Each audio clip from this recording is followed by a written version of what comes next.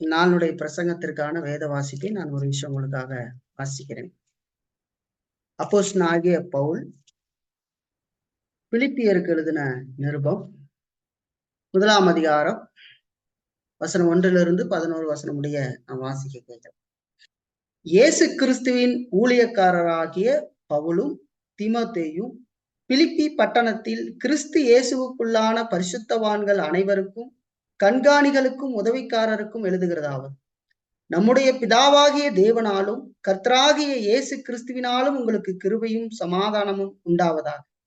சுவிசேஷம் உங்களுக்கு அறிவிக்கப்பட்ட நாள் முதல் இதுவரைக்கும் நீங்கள் அதற்கு உடன்பட்டவர்களானபடியால் நான் பண்ணுகிற ஒவ்வொரு விண்ணப்பத்திலும் உங்கள் அனைவருக்காகவும் எப்பொழுதும் சந்தோஷத்தோடு விண்ணப்பம் பண்ணி, உங்களில் நற்கிரியை தொடங்கினவர் அதை இயேசு கிறிஸ்துவின் நாள் பரியந்தம் முடிய நடத்தி வருவார் என்று நம்பி, நான் உங்களை நினைக்கிற பொழுதெல்லாம் என் தேவனை ஸ்தோத்தரிக்கிறேன்.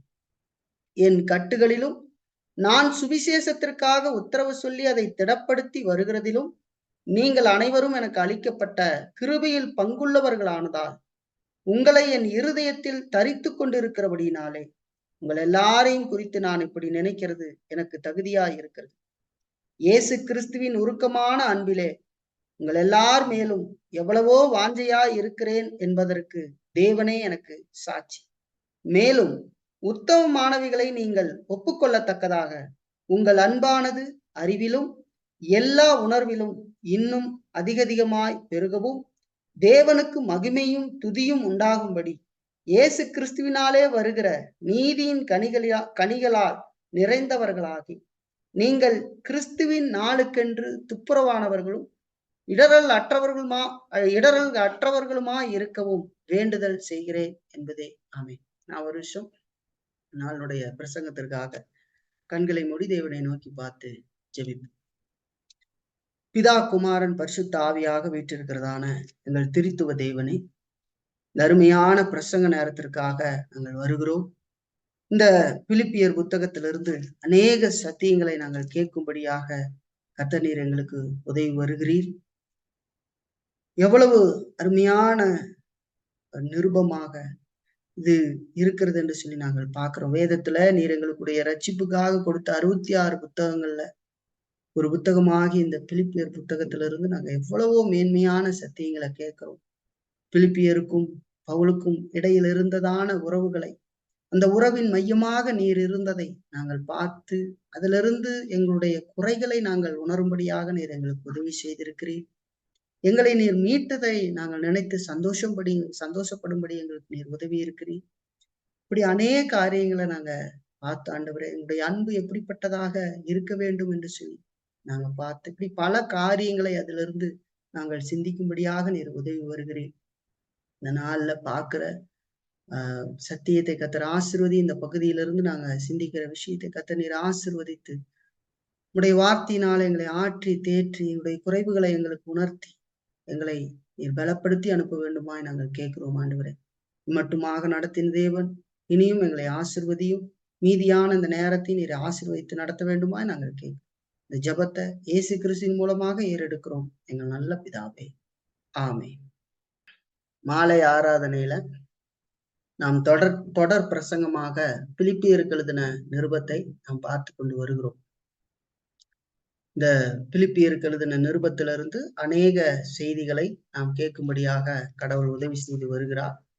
இந்த நாளிலையும் கூட நம்ம வாசிக்க கேட்ட பகுதியிலிருந்து நாம் இந்த செய்திகளை கேட்பதற்கு முன்பதாக இந்த புத்தகத்தை பற்றின ஒரு சின்ன முன்னுரையை நம்ம ஏற்கனவே பெரிதாக கொடுத்திருந்த போது ஒரு பிரசங்க நேரத்திலையும் நான் உங்களுக்கு ஒரு சின்ன சுருக்கத்தை கொடுத்து ஆரம்பிக்கிறது வழக்கமா இருக்குது.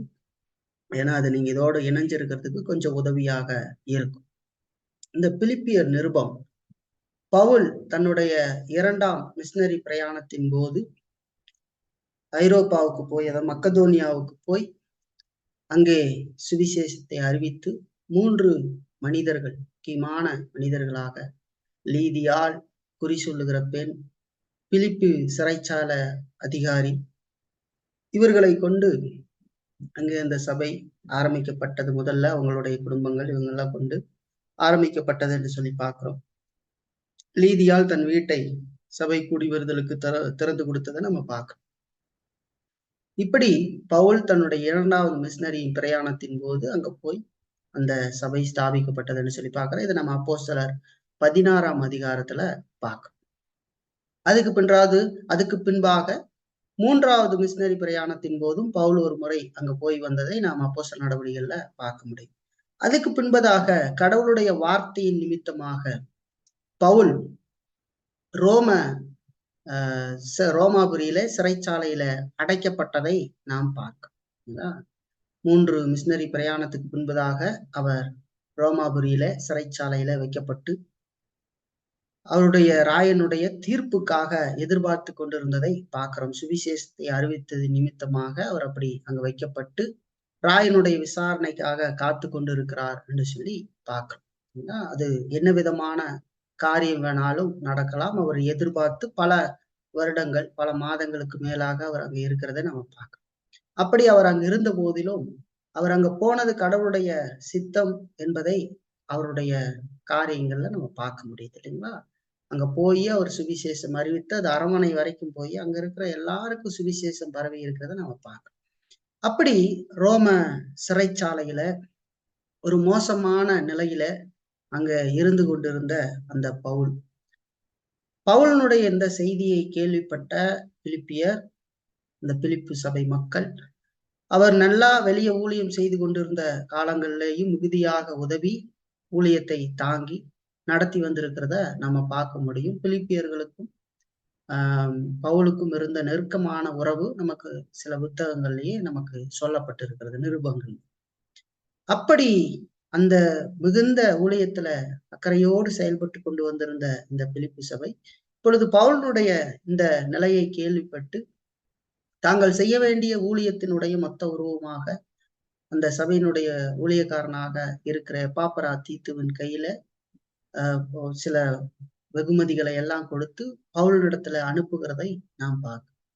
அப்படி எப்பாப்ரா தீத்து ரோமாபுரிக்கு வந்து சிறைச்சாலையில பவுலை சந்தித்து அந்த வெகுமதிகளை எல்லாம் அவர்கள் கொடுத்த வெகுமதி, அவர்கள் பவுல் மேல் கொண்டிருந்த அன்பு, பாசம், இதெல்லாம் அங்க எப்பாப்ரா தீத்துவின் மூலமாக பவுல் அறிந்து கொள்ளுகிறார்.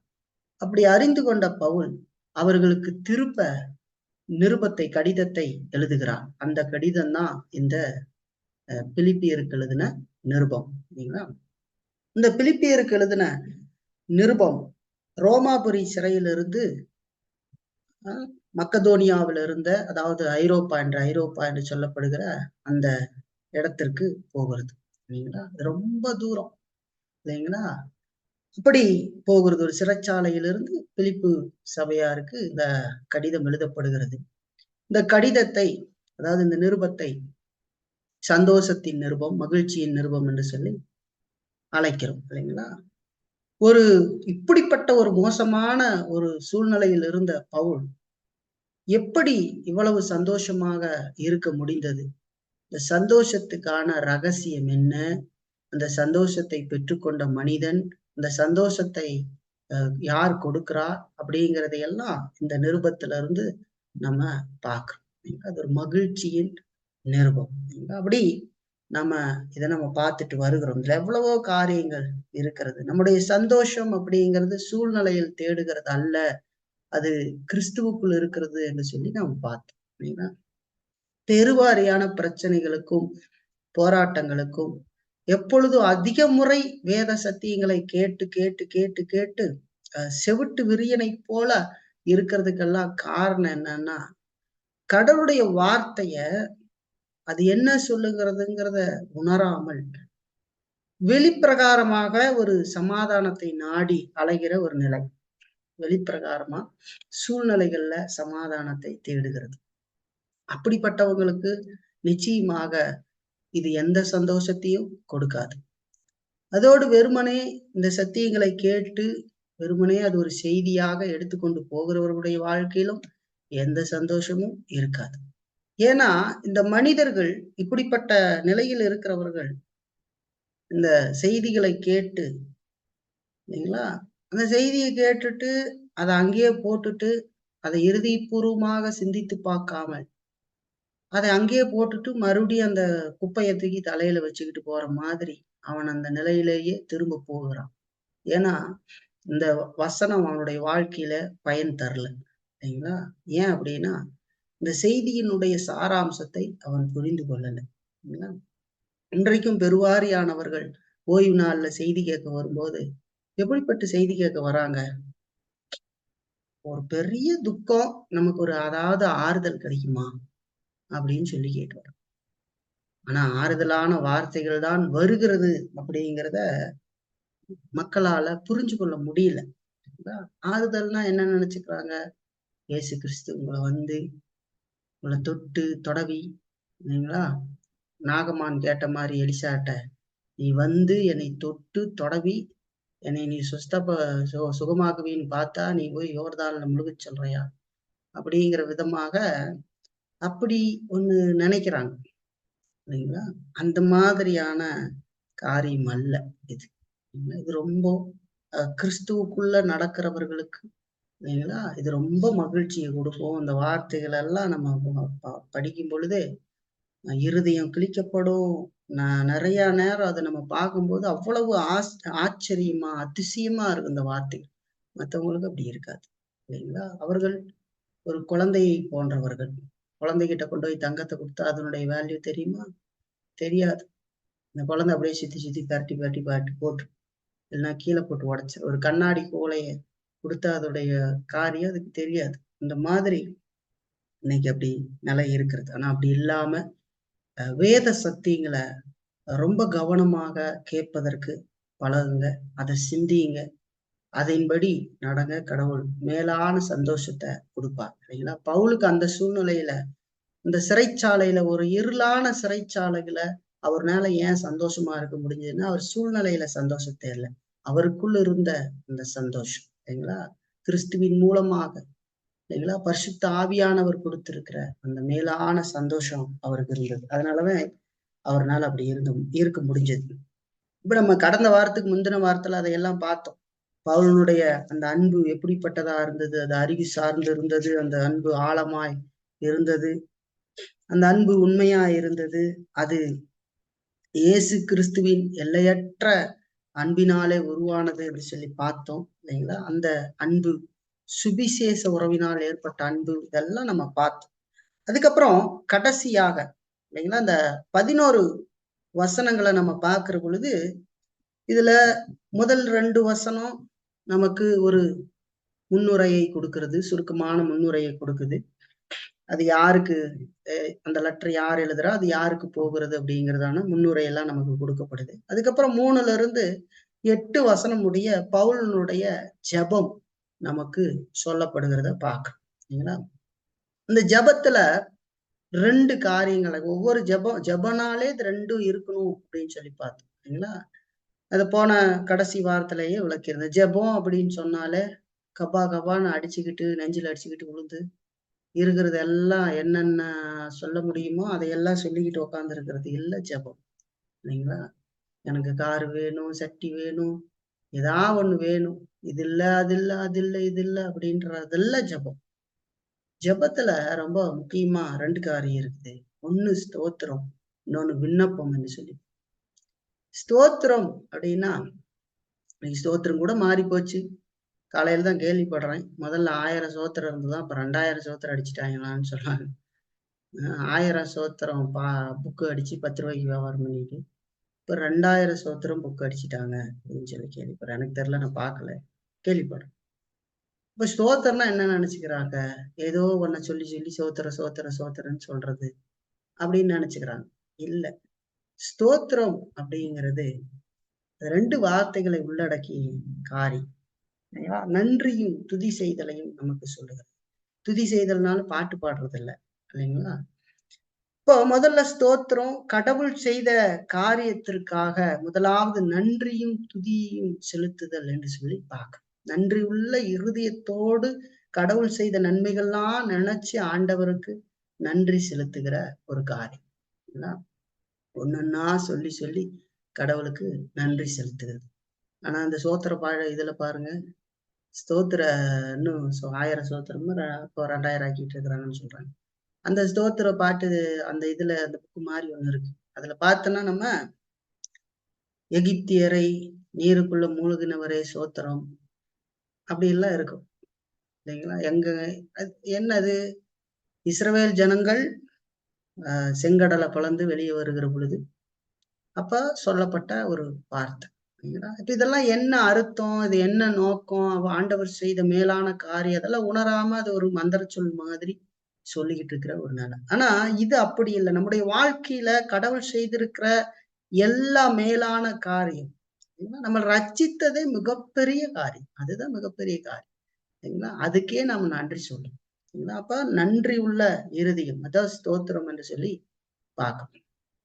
அதுக்கு பின்னாடி விண்ணப்பம் இல்லைங்களா? முதல்ல ஸ்தோத்திரம் தான் இல்லைங்களா? ஸ்தோத்திரங்கிறது இருதயத்தின் ஆழத்துல இருந்து ஒவ்வொரு காரியத்தை சிந்தித்து பார்த்து யாருடைய வற்புறுத்துதலின் பேரிலும் இல்லாமல் நாம் செய்கிற நன்றி அறிதல் இல்லைங்களா? இன்னைக்கு நம்ம ஏன் அதெல்லாம் சொல்றேன் அப்படின்னா, நன்றி அறிதல்னோடனே எல்லா சோத்திரம் சொல்லுங்க, சோத்திரம் சோத்திரம் அப்படின்றதெல்லாம் பாக்குறோம் இல்லைங்களா? சோத்திரம் சோத்திரம் சோத்திரம் சத்தமா சொல்லுங்க, வாயை உயர்த்தி சொல்லுங்க, சத்தத்தை உயர்த்தி சொல்லுங்க, இப்படிலாம் சொல்லி ஏதோ ஒரு வற்புறுத்தலினால் சொல்லுகிறது அல்ல. ஆழமாக தீர்க்கமாக வாழ்க்கையினுடைய ஒவ்வொரு பகுதிகளிலையும் கடவுள் செய்ததை உள்ளார்ந்து உணர்ந்து இந்த மனிதன் கடவுளுக்கு நன்றி செலுத்துகிற ஒரு காரியம். அப்படி பவுல் 3-8 வசனம் வரைக்கும் அந்த ஸ்தோத்திரத்தை கடவுள் செய்திருக்கிற நன்மைகளை எல்லாம் அந்த அதிகாரத்துல சொல்லுகிறார் இல்லைங்களா? செய்த நன்மைகளை எல்லாம் நன்றி உள்ள இருதயத்தோடு ஆண்டவருக்கு ஸ்தோத்திரம் செலுத்துறார். 9-11 வசனம் வரைக்கும் இப்ப அந்த ஸ்தோத்திரத்தை முடித்து இப்போ விண்ணப்பத்துக்கு வருகிறார். முதல்ல கடவுள் பிலிப்பியருடைய வாழ்க்கையில செய்த காரியம் அதெல்லாம் சொல்லி நன்றி செலுத்தி தனக்கு கடவுள் செய்திருக்கிற அந்த மகா பெரிய காரியத்தெல்லாம் நினைச்சு நன்றி சொல்லி இப்ப விண்ணப்பத்திற்கு 9-11 வசனம் வரைக்கும் விண்ணப்பத்துக்கு வருகிறார். அந்த விண்ணப்பத்தை நம்ம கடந்த கூடுகையில அதாவது பிலிப்பியரை பார்த்த கடைசியா நம்ம பார்த்த பிரசங்கத்துல அதை நம்ம பாதிய பார்த்து முடிச்சோம். மீதிய நம்ம இன்னைக்கு பார்க்க போறோம். அந்த செய்திக்கு ஒரு தலைப்பு கொடுத்திருந்தேன், பவுலினுடைய சிறந்த ஜெபம் என்று சொல்லியிருந்தேன். அதாவது சிறந்த ஜெபம் அப்படின்னு சொன்னா பவுல் செய்ததுதான் சிறந்த ஜெபம்ன்றதால் அந்த ஜெபத்தினுடைய அருமையான காரியங்களை தான் அதுல நான் விளக்கி இருந்தேன். அப்படி 9 வசனத்தை நம்ம பார்த்தோம். அதாவது மேலும் உத்தமமானவைகளை நீங்கள் ஒப்புக்கொள்ளத்தக்கதாக உங்கள் அன்பானது அறிவிலும் எல்லா உணர்விலும் இன்னும் அதிகமாய் பெருகவும் என்கிற காரியத்தை நம்ம பார்த்தோம் இல்லைங்களா? அதுல நம்ம பார்த்து அதுல இருக்கிற சில மாற்றமா போட்டிருக்காங்க அப்படிங்கறதெல்லாம் நான் உங்களுக்கு விளக்கி இருந்தேன். அந்த வேத வசனம் எப்படி ஆரம்பிக்கணும் அப்படிங்கிறத கூட நான் அதுல உங்களுக்கு விளக்கிறேன். நமக்கு தமிழ்ல முன்ன பின்ன அப்படி கொஞ்சம் மாத்தி இருக்குது இல்லைங்களா? அப்ப பவுல் அதை ஆரம்பிக்கிற பொழுது என்னுடைய விண்ணப்பம் இதுதான் இல்லைங்களா? அதாவது வேண்டுதல் வேண்டுதல் இதுவே என்று சொல்லி ஆரம்பிக்கிறார் இல்லைங்களா? வேண்டுதல் செய்கிறேன் என்று சொல்லி கடைசியா வருது பாருங்க. அந்த 11 வசனம் இங்க 9 வந்திருக்கும்.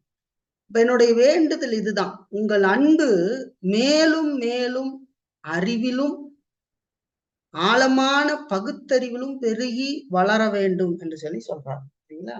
அன்பு அறிவு, அந்த அன்பு ஆழமா, அதாவது பாருங்க சொல்லப்படுது உத்தமமானதை நீங்க ஒப்புக்கொள்ளதாக உங்கள் அன்பானது அன்பு. நாம அதுல 3 பாயிண்ட் கொடுத்தா அன்பு மென்மேலும் பெருக வேண்டும் என்று சொல்லி பார்த்தோம். அந்த அன்புன்றது அது உலகத்தனமான அன்பு இல்ல, அது தெய்வீக அன்பு என்று சொல்லி பார்த்தோம் சரிங்களா? அது தெய்வீக அன்பு. இந்த உலகத்தின் அன்பு எந்த அளவுக்கு மோசமானது அப்படிங்கிறதெல்லாம் நம்ம விளக்கணும். அந்த அன்பு 2 தன்மைகளை உள்ளடக்கி இருக்கிறது என்று சொல்லி பார்த்தோம். பிரிக்க முடியாத 2 தன்மைகள். ஒரு பறவைக்கு இருக்கிற 2 ரக்கம் மாதிரி ஒண்ணு அந்த அன்புல அறிவு இருக்கிறது, இன்னொன்று பகுத்தறிவு அதாவது உணர்வு அப்படின்னு இங்க மொழிபெயர்த்து இருக்கிறாங்க. ஆனா அது சரியான மொழிபெயர்ப்பாக இல்லை இல்லைங்களா? உணர்வு இல்லை, அது பகுத்து அறிதல், நுண்ணறிவு என்று சொல்லி அதை சொல்லலாம். ஆழமான பகுத்தறிதல். அப்ப அந்த அறிவு இல்லைங்களா? அந்த அன்புல வளரணும்னு சொல்லி பவுல் ஜெபம் பண்றார். பிலிப்பியர் வளரணும். அந்த அன்பை கொடுங்கன்னு ஆண்டவர்கிட்ட அவங்க ஜெபம் பண்ணல. ஆண்டவர்கிட்ட பவுல் ஜெபம் பண்ணல.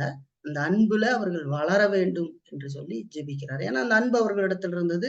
அந்த அன்பு இயேசு கிறிஸ்துவின் மூலமாக இல்லைங்களா பரிசுத்த ஆவியானவர் அவர்களுக்கு கொடுத்தது இல்லைங்களா?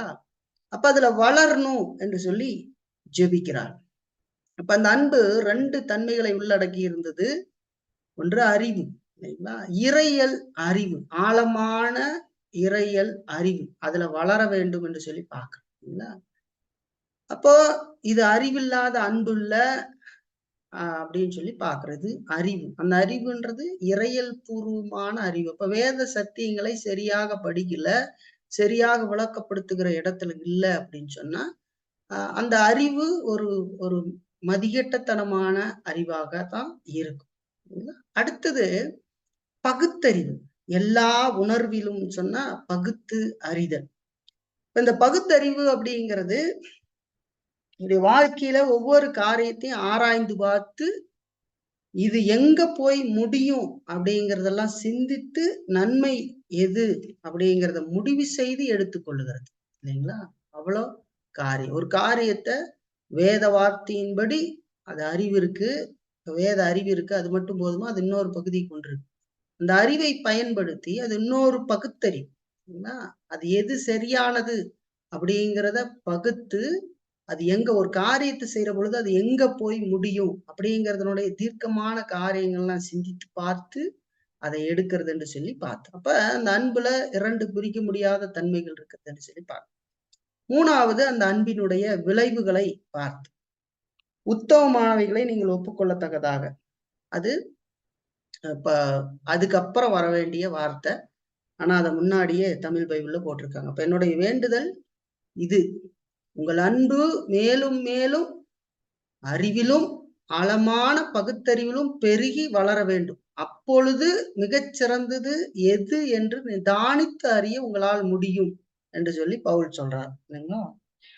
அப்ப உத்தமமானது நீங்கள் ஒப்புக்கொள்ளத்தக்கதாக என்று சொல்லி சொல்லப்படுகிறது பாருங்க. இப்ப நீங்க இந்த அன்பு, இந்த தெய்வீக அன்பு பெருகணும். அந்த அன்புல 2 பிரிக்க முடியாத தன்மை இருக்குது. அந்த அன்பு அறிவு சார்ந்த அன்பு, அந்த அன்பு அதுக்குள்ள பகுத்தறிவு இருக்கிறது. அதெல்லாம் நடக்கிற பொழுது மிகச்சிறந்தது எது இல்லைங்களா? அப்ப சரியானதை பகுத்தறிந்து அதை நாம் எடுக்கிறோம். அதுல எது பெஸ்ட் இல்லைங்களா? அதுல எது ரொம்ப சிறந்தது, எது ரொம்ப நல்லது அப்படிங்கிறதை நாம் எடுத்து கொள்ள முடியும் என்று சொல்லி பார்க்கிறோம். பாருங்க, பவுலுடைய ஜெபம் ஏன் சிறந்தது என்று சொல்லி சொன்னா எவ்வளவு நுணுக்கமான காரியங்கள் பாருங்க. இதுல எவ்வளவு நுணுக்கம் இருக்குதுன்னு பாருங்க. அந்த ஜெபம் இது சும்மா தோத்திரம் போடுறதுக்கு ஒத்து வருமா? இந்த ஜெபம்லாம் என்ன ஜெபம் பண்றேன்னே தெரியாம என்ன ஜெபம் பண்ணனே கேட்டா முடிச்சுட்டு கேட்டா தெரியாது நிறைய பேருக்கு. அப்படிக்கு இது ஜெபம் பண்றீங்களா? நீங்க மாத்திக்க. நிறைய பேருக்கு நாங்க 1 மணி நேரம் ஜெபம் பண்ணிட்டு இருந்தோம் அப்படின்னு 2 மணி நேரம் ஜெபம் பண்ணுவோம். நாங்க ரொம்ப ஜெபம் பண்ணேன். சரி, என்ன ஜெபம் பண்ண இங்கே சொல்லு. அது ஒரு 5-6 காரியம் இல்ல, ஒரு 10 காரியம் சொல்லுவாங்க. இந்த 10 காரியத்தை கொஞ்ச நேரத்திலேயே ஜெபம் பண்ணிடலாமே, இது என்ன பண்ணிட்டு இருந்து அப்படின்னு கேட்டா சொல்ல தெரியாது இல்லைங்களா? அதோடு 1 வாரம் கழிச்சு கேட்டா என்ன ஜெபம் பண்ணீங்கன்னு தெரியாது இல்லைங்களா? இன்னும் பல பேருக்கு என்ன பிரசங்கம் பண்ணான்னு கேட்டாலே தெரியாது. அப்ப இதெல்லாம் எங்க பொருந்தும் பாருங்க இல்லைங்களா? இப்ப கடவுள் பேசுகிற வார்த்தை ரொம்ப முக்கியம். இங்க பவுல் அவரு ஜெபம் பாருங்க எவ்வளவு இருக்கு பாருங்க. நன்றி செலுத்துதல் முடிந்து இப்பொழுது பிலிப்பியருக்காக ஜெபித்து கொண்டிருக்கிறார். இப்ப இன்னைக்கு அதை தொடர்ந்து நம்ம வச்சிருக்கிற தமிழ் பைபிள்ல 10-11 வசனம் அதைத்தான் நம்ம பார்க்க போறோம். இந்த செய்திக்கு ஒரு தலைப்பு கொடுக்கணும் அப்படின்னு சொன்னா, இயேசு கிறிஸ்துவின் 2ஆம் வருகைக்கு ஆயத்தமாகும் வாழ்க்கை என்று சொல்லி தலைப்பு கொடுக்கணும். இயேசு கிறிஸ்துவின் 2ஆம் வருகைக்கு ஆயத்தமாகும் வாழ்க்கை. பவுல் இந்த ஜெபத்தை அது அப்படியே தொடருகிறது இல்லைங்களா? அந்த ஜெபம் இப்ப தொடருகிறது பாருங்க. அதுல இருக்கிற மாதிரி இப்ப 10ல நாங்க 10, 11 வாசிச்சுட்டு நான் அதை எப்படி இருக்கணுங்கிறத தெளிவா சொல்றேன். தேவனுக்கு மகிமையும், இத பாருங்க 9ல இருந்தே வாசிக்கிறேன்னு, மேலும் உத்தமமானவைகளை நீங்கள் ஒப்புக்கொள்ளத்தக்கதாக உங்கள் அன்பானது அறிவிலும் எல்லா உணர்விலும் இன்னும் அதிகமாய் பெருகவும் தேவனுக்கு மகிமையும் துதியும் உண்டாகும்படி இயேசு கிறிஸ்துவினாலே வருகிற நீதியின் கனிகளால் நிறைந்தவர்களாகி நீங்கள் கிறிஸ்துவின் நாளுக்கென்று துப்புரவானவர்களும் இடரல் அற்றவர்களுமாய் இருக்கவும் வேண்டுதல் செய்கிறேன் என்று சொல்லி சொல்றேன். ஏற்கனவே இது முன்னும் பின்னும் வசனங்கள் இருக்குது அப்படின்றத நான் உங்களுக்கு சொல்லியிருந்தேன். இப்ப அத சரியா நான் உங்களுக்கு சொல்றேன். இப்ப பாருங்க, பவுல் சொல்றாரு, என்னுடைய ஜெபம் இதுதான். என்னன்னா, உங்கள் அன்பு மேலும் மேலும் அறிவிலும் ஆழமான பகுத்தறிவிலும் பெருகி வளரணும். இல்லைங்களா? அது மென்மேலும் வளரணும் அப்படின்னு சொல்றாரு. அப்போ மிகச் சிறந்தது எது அப்படிங்கிறத உங்களால் நிதானித்தறிய முடியும்னு சொல்றார். சொல்லிட்டு தொடருகிற பொழுது அவர் எப்படி தொடர்கிறார்? இங்க தமிழ்ல நமக்கு சொன்ன மாதிரி இல்ல, அது கடைசியா வர வேண்டியதை 10வது வசனத்துல போட்டிருக்காங்க. அப்ப இயேசு கிறிஸ்து அங்க பவுல் என்ன ஜெபம் பண்றாருன்னா, அடுத்து கிறிஸ்து மீண்டும் வரும் நாள் வரைக்கும், அதாவது இங்க 11ஆம் வசனம் 10 கிட்ட வந்திருக்கணும், அது 11ல இருக்கு இல்லைங்களா? அப்போ அதாவது மிகச் சிறந்தது எது என்று நிதானித்தறிய உங்களால் முடியும். அப்ப கிறிஸ்து மீண்டும் வரும் நாள் வரைக்கும் தூய்மை உள்ளவர்கள், அதாவது துப்புரவானவர்களாகவும் இடரல் அற்றவர்களாகவும், அதை தொடர்ந்து இயேசு கிறிஸ்துவின் மூலமாக வருகிற நீதியின் கனிகளால் நிறைந்தவர்களாகவும் நீங்கள் இருப்பீர்கள். இதுவே தேவனுக்கு மகிமையும் துதியையும் ஏற்படுத்தும் என்று சொல்லி அது முடிகிறார். சரியா அமைக்கப்படணும்னா அப்படித்தான் அமைச்சிருக்கணும் இல்லைங்களா? இது முன்னாடி பின்னாடி இருக்கு, முடிஞ்ச அளவுக்கு அதை நான் உங்களுக்கு விளக்குறேன், அப்ப நீங்க சரியா புரிஞ்சுக்க முடியும். அப்போ மிகச் சிறந்தது எது என்று நிதானித்து அறிய முடியும் என்று சொன்ன பவுல் தொடர்ந்து அவர் சொல்றாரு, ஜெபிக்கிறாரு, கிறிஸ்து மீண்டும் வரும் நாள் வரைக்கும். அதான் அங்க சொல்ல, நீங்கள் கிறிஸ்துவின் நாளுக்கென்றுன்னு 11ல வர்றது அங்க வந்திருக்கும். கிறிஸ்து மீண்டும் வரும் நாள் வரைக்கும் துப்புரவானவர்களும் இடரல் அற்றவர்களுமாகவும் அப்படி சொல்லி தொடர்றார். இயேசு கிறிஸ்துவின் மூலமாக வரும் நீதியின் கனிகளால் நிறைந்தவர்களாகவும் நீங்கள் இருப்பீர்கள். எப்போது? நீங்கள் அன்புல வளர்ந்து, அந்த அன்பு வேத அறிவாயிருந்து, அந்த இறையில் அறிவு இருந்து, அதுல பகுத்தறிகிறது இருந்து, அந்த பகுத்தறிகிறதுலயும் மேல அப்ப நீங்க சிறந்ததை கண்டுபிடிப்பீங்க. அப்படி சிறந்ததை கண்டுபிடிக்கிற பொழுது இல்லைங்களா, நீங்க இயேசு கிறிஸ்து நாள் வருகிற வரைக்கும் அதெல்லாம் நடந்ததுன்னா, இது ஒன்னோடு ஒன்று தொடர்புடைய அதெல்லாம் நடக்கிற பொழுது நீங்கள் துப்புரவானவர்களும் இடரல் அற்றவர்களுமாக, அதோடு இயேசு கிறிஸ்துவின் மூலமாக வருகிற நீதியின் கனிகளினால நிறைந்தவர்களாகவும் இருப்பீர்கள் என்று சொல்லி சொல்றாங்க. அப்ப இப்ப பவுலுடைய ஜெபம் எவ்வளவு அருமையா இருப்பார். நீங்க அன்புல மேலும் மேலும் வளரணும். அந்த அன்பு அறிவு சார்ந்ததா இருக்கும். அந்த அறிவு, அந்த அன்புல பகுத்தறிவு இருக்கும். அந்த காரியம் பகுத்தறிகிறதுன்னா அதுல மிக சிறந்தது எதுன்னு உங்களால் நிதானித்து அறிய முடியும். அப்படி நிதானித்து அறிகிற பொழுது இயேசு கிறிஸ்து மீண்டும் வருகிற அந்த 2ஆம் வருகையின் இந்த நாள் வரைக்கும் நீங்கள் துப்புரவானவர்களும் இடரல் அற்றவர்களுமாக, அதோடு இடரல் அற்றவர்களாகவும் இருப்பீங்க. அப்போ இயேசு கிறிஸ்துவின் மூலமாக வருகிற நீதியின் கனிகளினால நிறைந்தவர்களுமாக இருப்பீர்கள் என்று சொல்லி சொல்றாரு. ஒன்னோடு ஒண்ணு ஒரு சங்கிலி மாதிரி சொல்றாரு. இதெல்லாம் இருந்தா நீங்க இப்படிலாம் இருப்பீங்க. இது தேவனுக்கு மகிமையும் துதியையும் ஏற்படுத்தும் என்று சொல்லி பவுல் இங்க தன்னுடைய இந்த ஜெபத்தை முடிக்கிறார். கொஞ்சம் புரிஞ்சுக்கிறதுக்கு உங்களுக்கு இதா இருந்தாலும் நான் எளிமையா அதை சொல்றேன். ஏற்கனவே நம்ம படிச்சதை உங்களுக்கு ரிப்பீட் பண்ணியிருக்கேன். ஜெபத்துல அவர் தொடர்ந்து என்ன சொல்ல வர்றார்? இந்த தலைப்பை உள்வாங்கிங்க. இயேசு கிறிஸ்துவின் 2ஆம் வருகைக்கு ஆயத்தமாகிற வாழ்க்கை. ஒரு 3 காரியத்தை இதுல இருந்து நான் உங்களுக்கு காட்டுறேன். 3 பயன்பாடுகளை நான் காட்டுறேன், அப்ப உங்களுக்கு புரியும். நேர்மையான வாழ்க்கை. முதலாவது பயன்பாடு நேர்மையான வாழ்க்கை. 2வது பயன்பாடு நற்செயல்களால் நிறைந்த வாழ்க்கை, நேர்மையான வாழ்க்கை, நற்செயல்களால் நிறைந்த வாழ்க்கை. 3வது, அப்படிப்பட்ட வாழ்க்கையின் இறுதி நோக்கம் என்ன அப்படிங்கிற 3 பயன்பாடுகளோடு நம்ம இதை பார்த்து முடிக்கலாம். சரிங்களா? நேர்மையான வாழ்க்கை முதல்ல, 2வது நற்செயல்கள் நிறைந்த வாழ்க்கை, 3வது அப்படிப்பட்ட வாழ்க்கையின் கடைசி இறுதி நோக்கம் என்ன, நம்ம அப்படி வாழ்றதனுடைய இறுதி நோக்கம் என்ன அப்படிங்கிறத பார்ப்போம். பாருங்க, அதுல சொல்லப்படுகிறது, பவுல் சொல்றத பாருங்க. 11ஆம் வசனத்தை வாசிக்கிறேன், ஏன்னா அது 10ல வந்திருக்கணும், நம்ம 11ல இருக்கு, அதை வாசிக்கிறேன். இப்ப அதை சொன்னதை நல்லா உள்ள வாங்கிக்கிங்க. நான் சொல்றதை உள்ள வாங்கிட்டாதான் அது புரியும். ஏன்னா தமிழ்ல கொஞ்சம் சிக்கலா இருக்குது, அதனால அதை சரியா புரிஞ்சுக்க மாட்டேங்க. இப்ப ஏற்கனவே சொன்னதை மனதில் வைத்துக் கொள்ளுங்க. பவுல் ஜெபிக்கிற பொழுது அவர் சொல்றாரு, என்னுடைய ஜெபம் இது, அது என்னுடைய ஜெபம், என்னுடைய வேண்டுதல் இது, உங்கள் அன்பு மேலும் மேலும் அறிவிலும் ஆழமான பகுத்தறிவிலும் பெருகணும், சரிங்களா? அது மென்மேலும் வளர வேண்டும் என்று சொல்றார். அப்படி இருக்கிற பொழுது மிகச் சிறந்தது எது அப்படிங்கிறத உங்களால் நிதானித்து அறிய முடியும் அப்படின்னு சொல்றார்.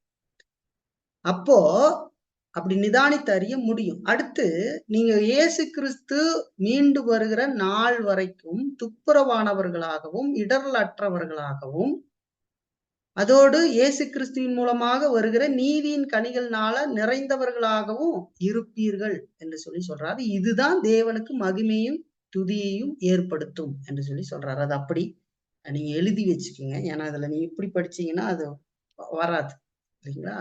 இந்த பவுல் அப்படித்தான் ஜெபிக்கிறார், இல்லைங்களா? இதை நல்லா புரிஞ்சுக்கோங்க. நான் ஏன் திருப்ப திருப்ப ரிப்பீட் பண்றேன்னா, ஏன்னா இதை நீங்க ஒரு கட்டாட் ஆயிடும், ஒரு கட் பண்ண மாதிரி ஆயிடும் இந்த செய்தி புரிஞ்சுக்கிறது. இப்போ போன வாரம், அதாவது போன கடைசி செய்தியில சொன்னதை மறந்துடாது.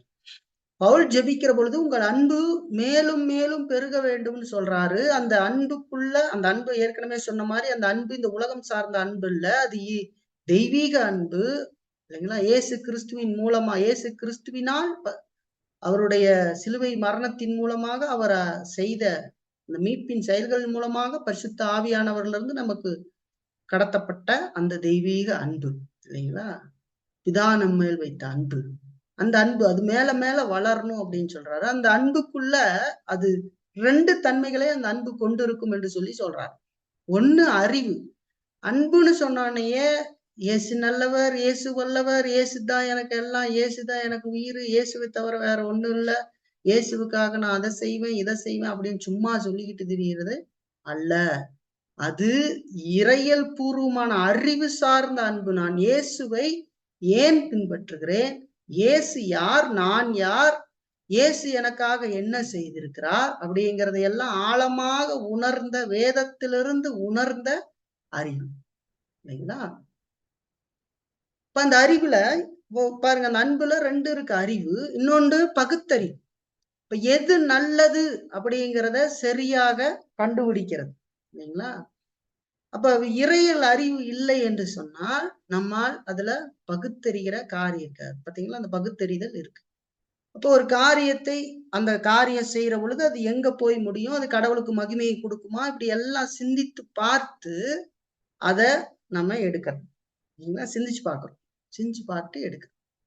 அப்ப அது சிந்தித்து பார்த்து அந்த பகுத்தறிவுல மேலும் மேலும் வளர வேண்டும். அப்போது மிகச்சிறந்தது, அது உத்தமமானதை நீங்கள் ஒத்துக்கொள்ளத்தக்கதாக என்று சொல்றாரு, இல்லைங்களா?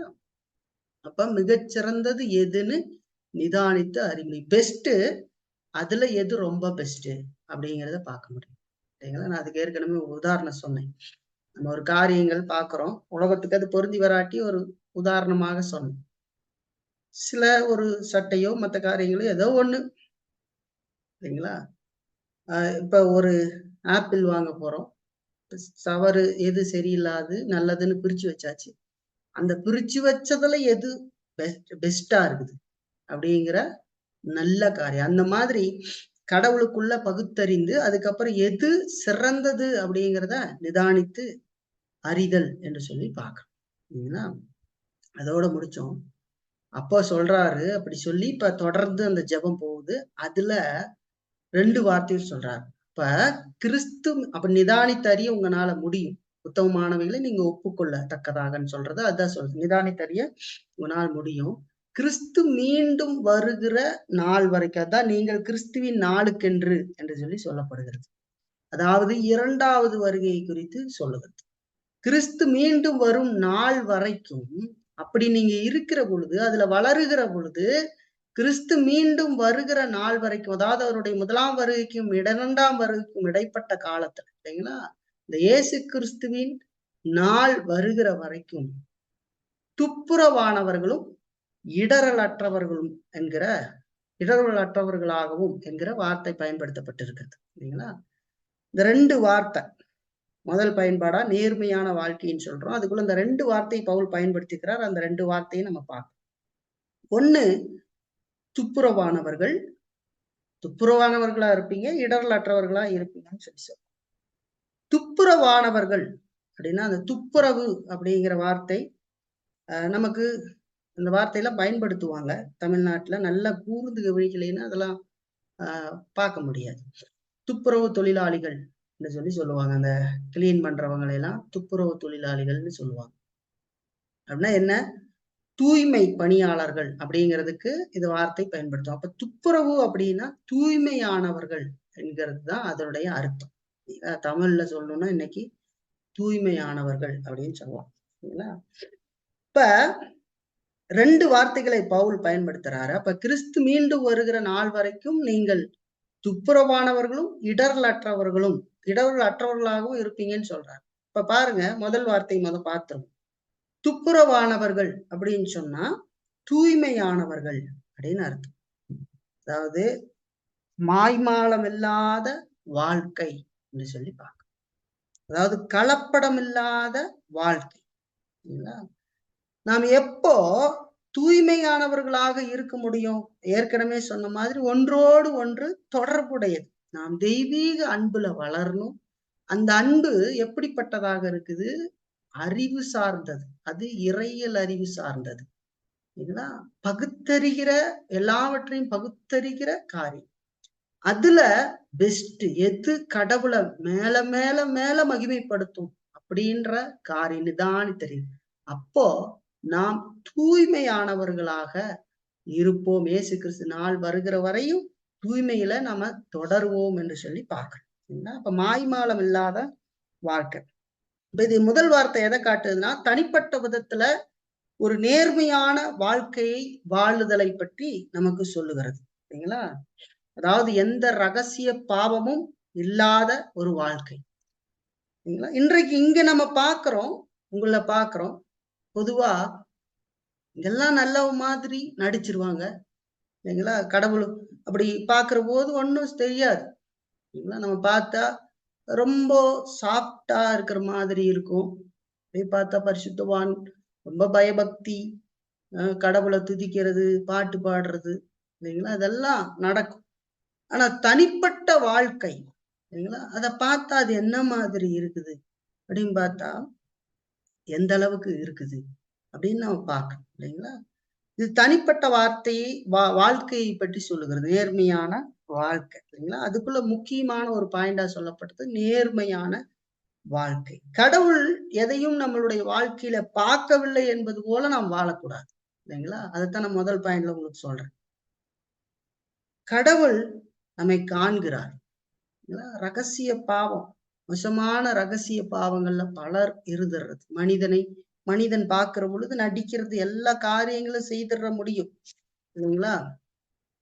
செய்தி எல்லாம் கேட்கிறோம், நிறைய செய்தி கேட்கிறாங்க. ஆனா வாழ்க்கை ரொம்ப மோசம் இல்லைங்களா. மற்றவங்க பார்க்கும்போது மட்டும் அந்த மாதிரி இல்லைங்களா. ஆனா யாரும் பார்க்காத போது ஒரு உண்மையுள்ள வாழ்க்கை இல்லை. ஆனா நல்லா தெரிஞ்சுக்கணும், யாரும் பார்க்கிற போது மட்டும் இல்ல, அப்படிப்பட்ட ஒரு வேஷத்தை அல்ல, யாரும் பார்க்காத போது நாம் ஒரு உண்மையுள்ள வாழ்க்கை, ஒரு நேர்மையான கடவுளுக்கு பயபக்தி உள்ள வாழ்க்கை வாழ வேண்டும் என்று சொல்லி நாம் பார்க்கிறோம். அதைத்தான் இதுல இருந்து நம்ம பார்க்கிறோம். தூய்மையானவர்கள், துப்புரவற்றவர்கள் இல்லைங்களா, துப்புரவானவர்கள் என்று சொல்லி சொல்றீங்களா. துப்புரவானவர்கள், தூய்மையானவர்கள். இந்த தூய்மைங்கிறது மனுஷனுக்கு முன்னாடி நடிக்கிறது இல்லை, வேஷமான ஒரு வாழ்க்கை அல்ல இல்லைங்களா. வேஷமான வாழ்க்கையில என்ன சிந்திக்கிறீங்க? உங்களுடைய சிந்தனை என்னவா இருக்குது? இது எப்படி இருக்கு? மனுஷன் அறிஞ்சிட முடியுமா? என்னென்னலாம் சிந்திக்கிறான் மனுஷன். ஒரு மோசமான அழுக்கு பிடிச்சு போன ஒரு நினைவுகள், ஒரு அசிங்கமான காரியங்கள். மனுஷருக்கு முன்பதாக சும்மா வருகிற பொழுது ஒரு வேஷமான காரியங்களை அவன் செய்கிறான். ஆனா அந்த வேஷம் ரொம்ப நேரம் உடைய வாழ்க்கையில நிக்காது. வீட்டுக்கு போறதுக்குள்ளேயே சண்டை. எத்தனை பேர் சண்டை போடுறீங்க இல்லைங்களா? இங்க நல்லா பாட்டு பாடி வீட்டுல போய் சண்டை இல்லைங்களா? பிள்ளைங்களிடத்துல கணவன் மனைவி இப்படி பார்த்தா அப்படி ஒரு மோசமான காரியம் இல்லைங்களா? பாட்டெல்லாம் பாடிட்டு அப்படியே பக்திமான் மாதிரி போறதுக்குள்ளேயே சண்டை. வீட்டுல போய் அவங்க வீட்டை பார்த்தா ரொம்ப மோசம் இல்லைங்களா? அதனுடைய நிலைகள், அவங்களுடைய நிலைகள், சிந்தனைகள் எல்லாம் ஏன் ஒண்ணும் உள்ள இல்லாததுக்கு காரணம் என்ன தெரியுங்களா? அந்த அழுக்கு சிந்தனை இல்லைங்களா? வேத வார்த்தையே அங்க இல்லை இல்லைங்களா? வேத வார்த்தை இல்லை. சபையில பரிசுத்தவான் மாதிரி நம்ம நடிக்கலாம். ஆனா நம்முடைய உள்ளம் எப்படி இருக்குதுன்னு பாரு. பவுல் ஜெபம் பண்றார் இல்லைங்களா?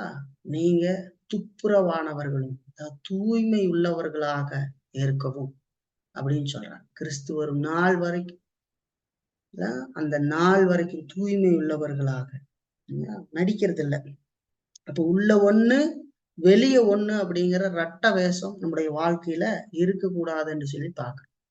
இன்னைக்கு நடிப்புங்கிறது இயற்கையா வருது. அது நடிப்புண்டு கிறிஸ்துவனே இதுதான் நினைச்சுக்கிட்டு இருக்கான். நடிக்கிறது தான் கிறிஸ்துவன் நினைச்சுக்கிட்டு இருக்கான். நடிக்கிறது இல்லை கிறிஸ்துவம். உள்ளான ஆழமான உணர்வு யார் இருந்தாலும் இல்லாவிட்டாலும், நான் தனியாக உட்கார்ந்திருந்தாலும் தேவன் என்னை காண்கிறார், அவர் பரிசுத்தமான தேவன், அவர் என்னை பார்க்கிறார் அப்படிங்கிற உணர்வு தான் நமக்கு இருக்கணுமே தவிர, அப்படிப்பட்ட உணர்வு உங்களுக்குள்ள இருக்குதா அப்படின்னு பாருங்க. நம்ம பாவையே செய்ய மாட்டோம் அப்படின்னு நான் சொல்லல. ஆனா பாவம்னு ஒரு காரியம் நடந்தா கூட, நம்ம அறியாம நடந்துட்டா கூட அதுக்காக நம்ம மனம் வருந்தி மனம் திரும்பி நம்ம இருக்கிறோமா, இல்ல அப்படியே ரெட்டவேஷம் போட்டுக்கிட்டே ஒரு பக்கம் பாவம், அது அசிங்கம், ஒரு பக்கம் அது தொடர்ந்துகிட்டு இருக்குது. அநேக அசிங்கமான காரியங்கள், அசிங்கமான பேச்சுக்கள், ஒரு உலகத்தான விட கேவலமான ஒரு நிலை, இதெல்லாம் தொடர்ந்துகிட்டே இந்த பக்கம் வந்தா பக்தியின் வேஷம் தரித்து இல்லைங்களா? பவுல் அதான் சொல்றார் ரோமர் 12, உலகத்துக்கு ஒத்த வேஷம் தெரியாமல் இல்லைங்களா? தேவனுடைய நன்மையும் பிரியமும் பரிபூர்ணமான சித்தம் இன்னதென்று பகுத்தறியத்தக்கதுனால உங்கள் மனம் புதிதாகிறதுனால மறுமாங்கல்னு சொல்லி சொல்றார் இல்லைங்களா? அப்போ வேஷம் போடுறோமா, அதுதான் இதுல நம்ம பார்க்கிறோம். துப்புரவானவர்களும் ஜெபம் பண்றார் பவுல் உங்களுக்காக. நீங்க துப்புரவானவர்களா இல்லைங்களா? தூய்மையானவர்களாக இல்ல பரிசுத்தமான வாழ்க்கை இல்லைங்களா? உங்ககிட்ட உங்களால யாராவது சொல்ல முடியுமா? சொல்ல முடியுமா? ஒரு கேள்வி கேட்டு பாக்குறேன். என் கூட வாங்க, ஒரு மாசம் என் கூட தங்குங்க, என்னுடைய நடவடிக்கைகளை பாருங்க, சொல்லுவீங்களா நீங்க? நீங்க சொல்ற மாதிரி வாழ்ந்தீங்கன்னா நீங்க சரியா இருக்கிறீங்க. கடவுளுக்குள்ள தூய்மையான ஒரு வாழ்க்கை உங்களுக்கு இருக்குது இல்லைங்களா? 10 நிமிஷம் இருக்க முடியாது இல்லைங்களா? இங்க பார்க்கும்போது மட்டும்தான் இருக்க முடியும். பக்கத்துல போனா வாயு வார்த்தை என்ன, குறை சொல்றது என்ன இல்லைங்களா? ஆனா பரிசுத்தவான் மாதிரி அப்படி நம்ம இருக்கிறது இல்லைங்களா? ஒரு ஒரு ஒரு மணி நேரம் தாக்கு பிடிக்குங்க. நீங்க சொல்ல முடியுமா உங்களால? கூட வாங்க, ஒரு மாசம் இருந்து பாருங்க, என்ன ஆராய்ஞ்சு பாருங்க, என்னல அது இருக்குதா அப்படின்னு. போனே போனே இது இருக்க முடியாது. போன கூட மறைச்சுதான் உட்காந்துக்கிட்டு இருப்பான் மனிதன். என்ன நிலையில இருக்கிறீங்கன்னு பாருங்க. ஐயோ எதனா பார்த்துட்டா, எதனா தெரிஞ்சு போச்சா, எல்லாம் மாட்டிக்குவோம், அசிங்கப்பட்டு போயிருவோம், அருவருக்கு தக்கமா மாறிடுவோம், நம்மள என்ன நினைப்பாங்க, இப்படியெல்லாம் மனிதனை கண்டு பயந்து பயந்து இருக்கிற மனுஷனுக்கு கடவுளை கண்டு ஒரு பயமும் இல்லை. அதுதான் ஒரு மோசமான நிலை. நான் சொல்ல முடியுதா? பவுல் சொல்றார், துப்புரவானவர்கள் தூய்மையானவர்களாகவும். இப்ப நேர்மையான வாழ்க்கை, நேர்மையான வாழ்க்கையினுடைய ஒரு பகுதி தனிப்பட்ட வாழ்க்கையில பரிசுத்தமாக தூய்மை உள்ளவர்களாக நாம் ஜீவிப்பது இல்லைங்களா? ஜீவிக்கிறது இல்ல. தனிப்பட்ட விதத்துல. இரண்டாவது, இடரலற்றவர்களாகும் என்று சொல்ற வார்த்தையை பவுல் பயன்படுத்துகிறார். அதாவது அதை சரியா சொல்லணும்னா குற்றம் காணப்படாதவர்கள் என்று சொல்லலாம். அதாவது இடரலற்றவர்களுங்கிறது கூட நல்ல வார்த்தை தான். அதுக்கு இன்னொரு வார்த்தை சொன்னா குற்றம் காணப்படாதவர்கள்னு சொல்லலாம். இப்ப முதல் வார்த்தை அது தனிப்பட்ட இந்த மனிதனுடைய நம்முடைய தனிப்பட்ட நேர்மையை பற்றி பேசுகிறது. தனிப்பட்ட விதத்தில் கடவுளுக்கு முன்னதாக உத்தமமாக நேர்மையாக வாழுகிறதை துப்புரவாக துப்புரவானவர்களாக அப்படின்னு சொல்ற அதை நமக்கு காட்டு. தனிப்பட்ட நம்முடைய வாழ்க்கையினுடைய தனிப்பட்ட பரிசுத்தத்தை தூய்மையை பற்றி அது நமக்கு பேசுகிறது. இந்த இரண்டாவது வார்த்தை உறவின் அடிப்படையிலான நேர்மையை பற்றி நமக்கு பேசுகிறது. கவனிங்க, உறவின் அடிப்படையிலான நேர்மையை பற்றி நமக்கு பேசுகிறது. சரிங்களா? ஒண்ணு தனிப்பட்ட விதத்துல ஒழுங்கா இருப்பத நமக்கு சொல்லுகிறது, பரிசுத்தமா கடவுளுக்கு முன்னாடி இருப்பத சொல்லுது. இரண்டாவது, மற்றவர்களுக்கு முன்பதாகவும் நாம் உத்தமமாக இருக்க வேண்டும் என்று சொல்லுங்க. அதாவது தனிப்பட்ட விதத்துல மட்டும் ஒழுங்கா இருக்கிறது இல்ல, சரிங்களா? என் வாழ்க்கை மற்றவர்களுக்கு இடரலாகவும் இருக்கக்கூடாது அப்படிங்கிறதுல தெளிவா இருக்கு. மற்றவங்களுக்கு நம்முடைய வாழ்க்கை இடரலாக மாறிவிடும் அப்படிங்கிறத மறந்துடக்கூடாது. சிலர்லாம் அசால்ட்டா நம்ம இருந்துடுறோம், இல்லைங்களா? பிள்ளைகளுடைய காரியங்கள்ல அசால்ட்டா இருக்கு, இல்லைங்களா? கணவன் மனை உறவுல, சகோதர சிநேகத்துல அஜாக்கிரதை, இல்லைங்களா? அஜாக்கிரதையா நடந்துறோம், இல்லைங்களா? அப்படி நடந்துக்கிற சூழ்நிலை. இப்போ நம்ம நினைச்சு பார்க்கணும், நம்முடைய பேச்சு நடக்கை இது மற்றவர்களுக்கு இடரலாக இருக்கிறதா அப்படிங்கிறது பார்க்கணும். நம்முடைய பேச்சோ நடத்தியோ மற்றவர்கள் இடரல் அடைவதற்கு ஏதுவாக இருக்கக்கூடாது என்று சொல்லி பார்க்கணும். நம்ம எந்த அளவுக்கு ஜாக்கிரதையா வாழணுன்றத பாருங்க. பிள்ளைங்களிடத்துல நம்ம பேசுற பேச்சு, இல்லைங்களா? நினைச்சு பார்த்துருக்கீங்களா? ஒன்றும் கிடையாது, எதையோ ஒண்ணு பேசிக்கிட்டு எதையோ ஒண்ணு சிரிச்சுக்கிட்டு. அதுக்கெல்லாம் காரணம் என்ன தெரியுங்களா? அந்த பிள்ளைகளுக்கு முன்பதாக தடுக்கல்களை வைக்கிறோம் அப்படிங்கிறதே தெரியறது இல்லை. எதையா ஒண்ணு பேசிக்கிட்டு, எதையா ஒண்ணு சிரிச்சுக்கிட்டு, எதையா ஒண்ணு சொல்லிக்கிட்டு அது எங்க போயிரும்? அந்த குழந்தைக்கு இடறுவதற்கு ஏதுவான தடுக்கல்களை வைக்கிறோம். பிள்ளைகள் பெற்றோர்களை காணும். பிள்ளைகள் செய்கிற எல்லா பாவத்துக்கும் நாம தான் காரணம்னு சொல்லல, இல்லைங்களா? இருந்த போதிலும் சிறு வயதுல இருந்து நம்ம இடத்துல இருந்துதான் கற்றுக்கொண்டு வரும். பல விஷயங்களை கற்றுக்கொள்ளும், இல்லைங்களா? ஒழுக்க காரியங்கள் இருந்து எல்லா காரியங்களையும் அது பெற்றவர்களிடத்துல இருந்துதான் கற்றுக்கொள்ளும். இப்ப என் நடக்க, பேச்சு இதெல்லாம் இடர்ல உண்டாக்குதா அப்படின்னு பார்க்கணும். கணவன் மனைவி உறவுலையோ, இல்லைங்களா, கணவன் மனைவி கிட்ட நடந்து கொள்ளுறதோ, மனைவி கணவன்கிட்ட நடந்து கொள்ளுகிற காரியத்திலேயோ நான் இடர்லை உருவாக்குகிறேனா அப்படின்னு பார்க்கணும். என் நடத்த பேச்சு இடர்ல உருவாக்குதா? அவங்க கிறிஸ்துவை காண முடியாதபடிக்கு செய்கிறதா அப்படின்னு பார்க்கணும். இடர்லற்றவர்களாகவும், நான் எந்த இடர்ல பண்றேன் அப்படின்னு நீங்க சிந்திக்கலாம். நீங்க அப்படி சிந்திக்கிற சிந்தனையே இடரலுக்கான காரியம்தான். ஏன்னா அந்த அறிவே இல்லை, வேத அறிவில்லை. இந்த அறிவு பகுத்தறிகிற இந்த ஆழமான காரியம் இல்லை, மிகச்சிறந்தது எதுன்னு சிந்திக்கிறது இல்லை. நேரா சோத்த தின்ட்டு படுத்து செய்யணும். எந்திரிச்சு இயேசுக்கு 2 பாட்டு பாடுறான்னு பாட்டு பாடிக்கிட்டு சடங்காச்சாரக்காரனாட்ட வாழுகிற ஒரு வாழ்க்கை, அதையெல்லாம் வேதம் சொல்லல, இல்லைங்களா? இது எப்படி இருக்கணும் அப்படிங்கிறத தெளிவா சொல்லு. மற்றவர்களுக்கு இதுல புரளி பேசி மற்றவனை கெடுத்து கொலை செய்கிற 6வது பாவத்தை செய்யக்கூடாது, இல்லைங்களா? 6வது கட்டளை சொல்லுகிற அந்த பாவத்தை செய்யக்கூடாது, இல்லைங்களா? பரிசுத்த கட்டளை 10 கட்டளையில 6வது கட்டளை சொல்லுது, இல்லைங்களா? கொலை செய்யாதிருப்பாயாகன்னு சொல்லி அத நம்ம செஞ்சிடக்கூடாது. மற்றவனை கெடுக்கிற விதத்தை தாராளமா பேசுறது.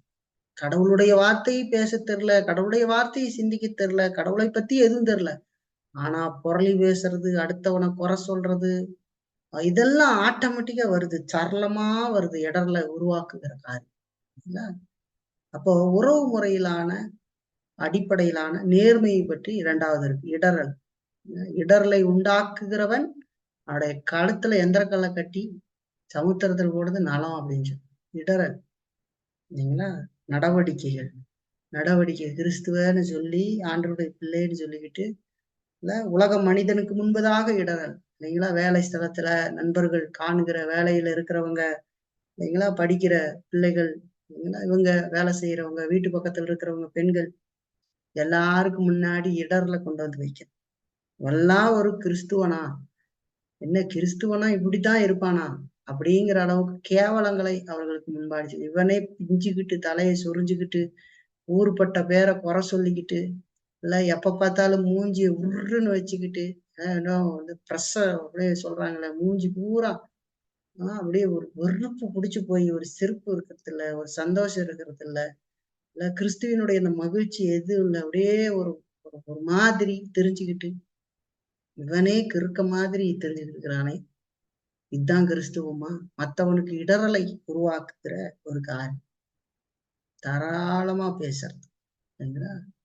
வேதம் சொல்லுகிறது, பவுலுடைய ஜெபத்துல வேதம் சொல்றாரு, வேதம் சொல்லுது பாருங்க நமக்கு. துப்புரவானவர்களும் இடரலற்றவர்களுமாக நாம் இருக்கும் இயேசு வருகிற நாள் வரை சரிங்களா. துப்புரவானவர்களும் இடரலற்றவர்களும். நம்ம ஒரு மனுஷன் கடவுளுக்குள்ள வர்றதுக்கு இல்லாத வேலைகளை என்னென்ன செய்ய முடியுமோ அதெல்லாம் செய்திட முடியும். அவன் முன்னாடி போய் நின்றுகிட்டு கேவலமான ஒன்ன பண்ணிக்கிட்டு இருந்தா அந்த மனிதன் என்ன நினைப்பா? ஒன்னும் இருக்காது. நாங்க சுவிசேஷத்தை சொல்லுகிறோம், அந்த சுவிசேஷத்தை கொண்டு போய் போட வேண்டியதுதான் இல்லைங்களா. சுவிசேஷம் சொல்றேன்ற பேர்ல எதையோ ஒண்ணு சொல்லியும் அதையும் சரியா வேதத்தின் அடிப்படையில் சொல்லாம வாழ்க்கையும் ஒழுக்கற்று போய் இல்லைங்களா இடரலை உருவாக்குகிறது. கடவுளுடைய நியாய தீர்ப்புல நாம் கணக்கு ஒப்புவிக்க வேண்டும் என்கிறத மறந்துடாது.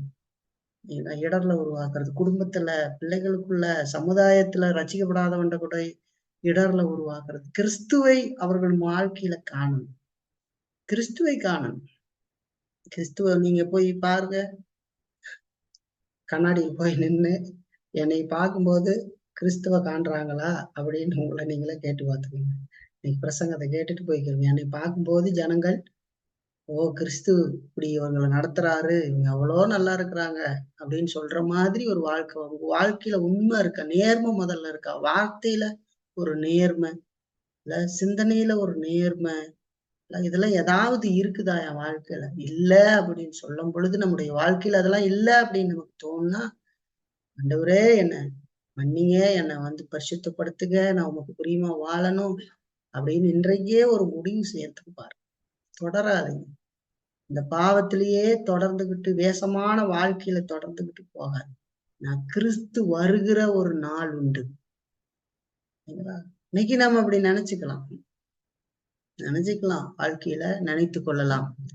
நாங்க நமக்கு ஒரு பேர் இருக்குது சபையில, நானும் என் வீட்டாரும் என்றால் கர்த்தரையே சேவிக்கொண்டு கணவன் மனைவியாக வரலாம், பிள்ளைகளோடு வரலாம். சில நேரங்கள்ல நல்ல சபைகள்ல கூட அவங்க விசுவாசிங்கிற அந்தஸ்து அடைஞ்சிடலாம், எப்படியோ ஒண்ணு வேஷம் கட்டி எதையோ ஒண்ணு பண்ணிடலாம். கடவுள் வரும்போது பிரிப்பார். கடவுள் வரும்போது பிரிப்பார். அதை நாம நினைவில் வைத்துக் கொள்ள வேண்டியது அவசியம். இல்லைங்களா, மறந்துடக்கூடாது. அவர் பிரிப்பாருங்க. அவர் வரும்போது கோதுமையும் பதரையும் பிரிப்பதாக சொல்லுகிறார். இல்ல இவங்கெல்லாம் வந்துட்டாங்க, நாங்க வந்து சபையில மெம்பர், வாங்க சேர்த்திக்கங்க, மனைவி சேர்த்திக்கங்க, இது என் கணவன் சேர்த்திக்கங்க, இது என் பிள்ளைங்க சேர்த்திக்கங்கன்னு சொல்ல முடியாது. ஏன்னா இந்த மனிதன் நடித்து கொண்டிருந்தான், அந்த பெண் நடித்து கொண்டிருந்தாள். கடைசி வரைக்கும் விசுவாசியை போல நடித்து கொண்டே ஏமாத்திக்கிட்டு திருட்டுத்தனங்களை செய்து கொண்டு கடவுள் வருகிற பொழுது கோதுமையும் பதரையும் பிரிப்பார். வெள்ளாட்டையும் செம்மறியாட்டையும் பிரிப்பேன்னு சொல்லார் இல்லைங்களா. ரெண்டு பக்கம் வலதுபுறத்துல இருக்கிற செம்மறியாடை பார்த்து தாவினால் ஆசீர்வதிக்கப்பட்டவங்கள இப்போ இந்த பக்கம் நரகத்துக்கு போகணும். கடவுளுக்கு முன்னாடி தப்ப முடியுமா? கிறிஸ்து மீண்டும் வரும் நாள் வரைக்கும் ரொம்ப கவனமா சிந்திச்சு பார்க்கணும். என் வாழ்க்கை நேர்மையான வாழ்க்கையா இருக்குதா? வாழ்க்கையில நேர்மை இருக்கா? நேர்மை முதல்ல இருக்கு. நேர்மைன்றதுக்கு என்ன இலக்கணம்னு முதல்ல எனக்கு தெரியுமான்றது செஞ்சு பாரு. நேர்மைன்றது என்ன? 10 ரூபாயை கொண்டு போய் பிச்சைக்காரனுக்கு கொடுத்தா நேர்மைன்னு நினைச்சிட்டு இருக்கீங்களா? என் தேவன் என்னை காண்கிறார். என் உட்காருதலையும் என் எழுந்திருத்தலையும் என் வாயிலிருந்து சொல் பிரவாகத்திற்கு முன்பாக எல்லாவற்றையும் அவர் தூரத்திலிருந்து அறிகிறாருங்கிற ஒரு பெரிய அறிவும் இறுதியும் உடைக்கப்பட்ட ஒரு நிலையும் இருக்கும். தேவன் என்னை பார்க்கிறார். அந்த தேவன் மகா பரிசுத்தமான கர்த்தர். அவர் நீதியான தேவன். அவருக்கு முன்னாடி நான் எப்போது எதையும் மறைச்சிட முடியாது. வெளியரங்கமாக நான் ஆண்டவர்கிட்ட சொல்லணுமே தவிர என்னால எதையும் மறைக்க முடியாது. மனுஷன்கிட்ட சாதுரியமா நான் மறைச்சிட முடியும். யாருக்கும் தெரியாத மாதிரி நான் நல்லவன் மாதிரி நடிச்சிட முடியும். ஆனா கடவுள் என்னை காண்கிறார். அந்த தேவன் இருதயத்தை பார்க்கிறார் அப்படிங்கிற உணர்வு வேணும். அது நமக்கு வேணும். அந்த நேர்மை இருக்கா? தனிப்பட்ட வாழ்க்கையில எனக்கு நேர்மை இருக்குதா? நான் மத்தவனுடைய உறவு சம்பந்தமான வாழ்க்கையில நான் நேர்மையா இருக்கிறேன்னா, மத்தவனுக்கு இடர்ல உருவாக்கிட்டு இருக்கிறேன்னா, நான் என்ன செய்கிறேன்? என்ன செய்யறேன்? நான் அவனுக்கு இடர்ல உருவாக்குறேன். அவன் கடவுளை அறிந்து கொள்ள முடியாத இருக்கு. நான் முட்டுக்கட்டு மாதிரி முன்னாடி இருந்துகிட்டு இருக்கேன். இவனே டிசைட் பண்றேன். தப்பு. சரிங்களா? ஆண்டவர் வர்ற நாள் ஒண்ணு இருக்கும். அதான் சொல்லுது, கிறிஸ்துவினுடைய 2ஆம் வருகைக்காக ஆயத்தப்படுற வாழ்க்கை. ஒருபுறம் பரிசுத்தம், மறுபுறம் மற்றவங்க முன்பதான இடர்லற்ற வாழ்க்கை, குற்றம் காணப்படாத மற்றவர்கள் காணணும். உங்களுடைய காரியங்களை காணணும், நம்முடைய காரியங்களை ஜனங்கள் காணணும். வாயில கடவுளை பேசுறது மட்டும் நினைச்சுக்காதீங்க. கிறிஸ்துவ வாழ்க்கையில இருக்கும் நேர்மையான வாழ்க்கை. அதுதான் பவுல் ஜெபம் எவ்வளவு அருமையா இருக்கு. அதுதான் ஒன்னோட ஒண்ணு தொடர்புடையது. வேதமே எனக்கு தெரியாது அப்படின்னா ஒன்னும் தெரியாது. எனக்கு ஒண்ணுமே சொல்ல தெரியாது. சொல்ல தெரியாது. இப்ப சொல்லி எனக்கு என்ன கோல்டு மெடலா தராங்க? ஏதாவது கோல்டு மெடல் தராங்களா? இல்ல உங்களை முதலமைச்சராக போறாங்களா? சொல்லி அது என்னன்றது அது உணர்ந்து வருது. அது உணர்ந்து உள்ளிருந்து அந்த வார்த்தை அப்படி வாங்கி, இல்லைங்களா? அது என்னங்க, அது அவ்வளவு பெரிய இருதயம் உடைக்கப்பட்டு நம்முடைய தூக்கத்தை எல்லாம் டிஸ்டர்ப் பண்ணி அது அப்படி வர்றது. அந்த அன்பு அப்படியே பொங்கி பொங்கி பொங்கி வர்றது. அது நேசம்னு சொல்றது. அது என்னை எழுதி சர்க்கரைன்னு பேப்பர்ல எழுதி நக்கு இது பண்ற மாதிரியான காரியம், சுவைக்கிற மாதிரியான காரியம் இல்லை. எனக்கு சொல்ல வராது. சொல்ல வரல அப்படின்றது பேர் என்னன்னா எனக்கு தெரியாதுன்னு அர்த்தம். அதப்ப சொன்னனே, சர்க்கரைன்னு சொல்லுங்க அப்படின்னு சொன்னா எனக்கு சர்க்கரைன்னு சொல்ல வராது அப்படின்னா அது எவ்வளவு சிரிப்பா இருப்பாங்க இல்லைங்களா? எல்லா காரியத்தையும் மனிதன் போய் வாங்குவான். எல்லா காரியம் எங்க வேணாலும் போவான். அந்த நாடு டெவலப் ஆகிக்கிட்டே போகும். இன்னும் டெவலப் ஆகுது இல்லைங்களா? நிறைய டெவலப் ஆகிட்டே இருக்குது பாருங்க. அப்டேட் ஆகிட்டே இருக்கு. இன்னைக்கு வரைக்கும் கூகுள் பே எல்லாம் வந்துருச்சு இல்லைங்களா? தலைநகரத்துல மட்டுமில்ல, பல இடங்களுக்கும் சாதாரணமான மாநகராட்சியா இருக்கிற சில இடங்களுக்கு எல்லாம் கூகுள் வந்துருச்சு. கூகுள் பே வந்துருச்சு. எல்லாம் பணத்தை போன்ல அனுப்புறாங்க. படிக்க தெரியாதவங்க கூட கண்டுபிடிச்சு அனுப்புறான். அது எப்படி தெரிஞ்சுது? எப்படி தெரியுது? ஏன்னா பணம் பணம் மாதிரி பணம் மாதிரி அதை கண்டுபிடிப்பான். அது இருதயம் அது மேல சாஞ்சு போயிருக்குது. அது எங்க கொண்டு போய் போடணும், எப்படி சேர்க்கணும், அதை வாங்கிட்டு வந்து வீட்டை கட்டணும், அதை பண்ணணும், இதை பண்ணணும் அப்படிங்கிறதுல எல்லாம் இருதயம் அப்படியே சாஞ்சு பதிஞ்சு போயிருக்கு. எனக்கு தெரியாதுன்னு தூக்கி எறிஞ்சிட்டு போகணும், உங்க காசை விட்டுருவீங்களா? விட மாட்டான். எல்லாம் கேட்டு விசாரிச்சு அந்த இருதயம் பணத்து மேல சாஞ்சு போய் கிடக்கும். துல்லியமா கேட்பான். ஆனா கடவுளுடைய வார்த்தை தெரியாது, சொல்ல தெரியாது. இது ஒரு வெக்கக்கேடான ஒரு நிலை, மனம் திரும்ப வேண்டிய ஒரு நிலை இல்லைங்களா? அதை உணரணும். வாழ்க்கையில் நம்முடைய வாழ்க்கை நேர்மையானதாக இருக்குதா? நேர்மையான வாழ்க்கை முதல் பாயிண்ட் இதுல பாக்குறோம். நேர்மையான வாழ்க்கை. 2வது நற்செயல்களால் நிறைந்த வாழ்க்கை. பாருங்க, பவுல் சொல்றாரு, கிறிஸ்து பாருங்க அது சொல்றாரு, அன்புல மென்மேலும் இல்லைங்களா, உங்கள் அன்பானது மென்மேலும் அறிவிலும் ஆழமான பகுத்தறிவிலும் பெருகி வளர வேண்டும். அப்போ மிகச்சிறந்தது எதுன்னு உங்களால் நிதானித்து அறிய முடியும். அப்ப இயேசு கிறிஸ்து வரும் நாள் வரைக்கும் தூய்மை உள்ளவர்களாகவும், அதாவது துப்புரவானவர்களாகவும் இடரல் அற்றவர்களாகவும், அதோடு சொல்றாரு இயேசு கிறிஸ்துவின் மூலமாக வருகிற நீதியின் கனிகளினால் நிறைந்தவர்களாகவும் நீங்கள் இருப்பீர்கள் என்று சொல்றாரு. சரிங்களா? நீதியின் கனிகளினால், அப்ப நீதியின் கனிகளினால நிறைந்தவர்களாக இருப்பீர்கள் என்று சொல்றார். இப்ப எல்லாம் பாருங்க, ஒன்னொன்னா வருது. அன்பு இருக்கணும், தெய்வீக அன்பு. அந்த அன்பு அறிவு சார்ந்ததாக, அது பகுத்தறியறதோட இருக்கிறது. பகுத்தறிகிற வாழ்க்கை, அது மிகச்சிறந்தது எதுன்னு கண்டுபிடிக்கிற அந்த உயர்வான காரியம். அதுல அப்படி நாம இருக்கிற பொழுது தூய்மை உள்ளவர்களாக இருப்போம். தூய்மை உள்ளவர்களாக, மற்றவர்களுக்கு இடரலற்றவர்களாக இருப்போம். அப்போ இயேசு கிறிஸ்துவின் மூலமாக வருகிற நீதியின் கனிகளால நிறைந்தவர்களாக நாம் இருப்போம் அப்படிங்கிறதான் சொல்றார். நீங்கள் இருப்பீர்கள் அப்படின்னு அவர்களுக்காக ஜெபிக்கிறார். இது ஒன்னோடு சங்கிலி மாதிரி. நீதியின் கனிகள், அதான் 2வது நம்ம பார்க்கிறோம். நற்செயல்கள்னால நிறைந்த வாழ்க்கை. நல்ல செயல்கள், நற்செயல்கள். சரிங்களா? நமக்கு சொல்லுது இல்லைங்களா? எபேசியர்ல 2:10 சொல்லுது பாருங்க. எபேசியர் புத்தகம் 2ஆம் அதிகாரம் 10ஆம் வசனத்துல நம்ம பார்த்தோம்னா இங்க சொல்லப்படுகிறது பாருங்க. 8ல இருந்து 10 வரைக்கும் வாசிக்கிறேன். கிருபையினாலே விசுவாசத்தை கொண்டு ரட்சிக்கப்பட்டீர்கள். இது உங்களால் உண்டானதல்ல, இது தேவனுடைய ஈவு. ஒருவரும் பெருமை பாராட்டாதபடிக்கு இது கிரியையினால் உண்டானதல்ல. ஏனெனில் நற்கிரியைகளை செய்கிறதற்கு நாம் கிறிஸ்து இயேசுவுக்குள் சிருஷ்டிக்கப்பட்டு தேவனுடைய செய்கையாய் இருக்கும். அவைகளில் நாம் நடக்கும்படி அவர் முன்னதாக அவைகளை ஆயத்தம் பண்ணி இருக்கிறார் என்று சொல்லிப்பார். நற்கிரிகளை செய்வதற்கு நாம் கிறிஸ்து இயேசுக்குள் சிருஷ்டிக்கப்பட்டிருக்கோம்னு சொல்லுவோம் இல்லைங்களா? நீதியின் கனிகள்னால நிறைந்த வாழ்க்கை, நற்செயல்கள் இல்லைங்களா? யாக்கோபுல 2:20 சொல்லுது. நீங்க அதை அப்புறம் வாசிங்க, நான் அதை சொல்றேன்.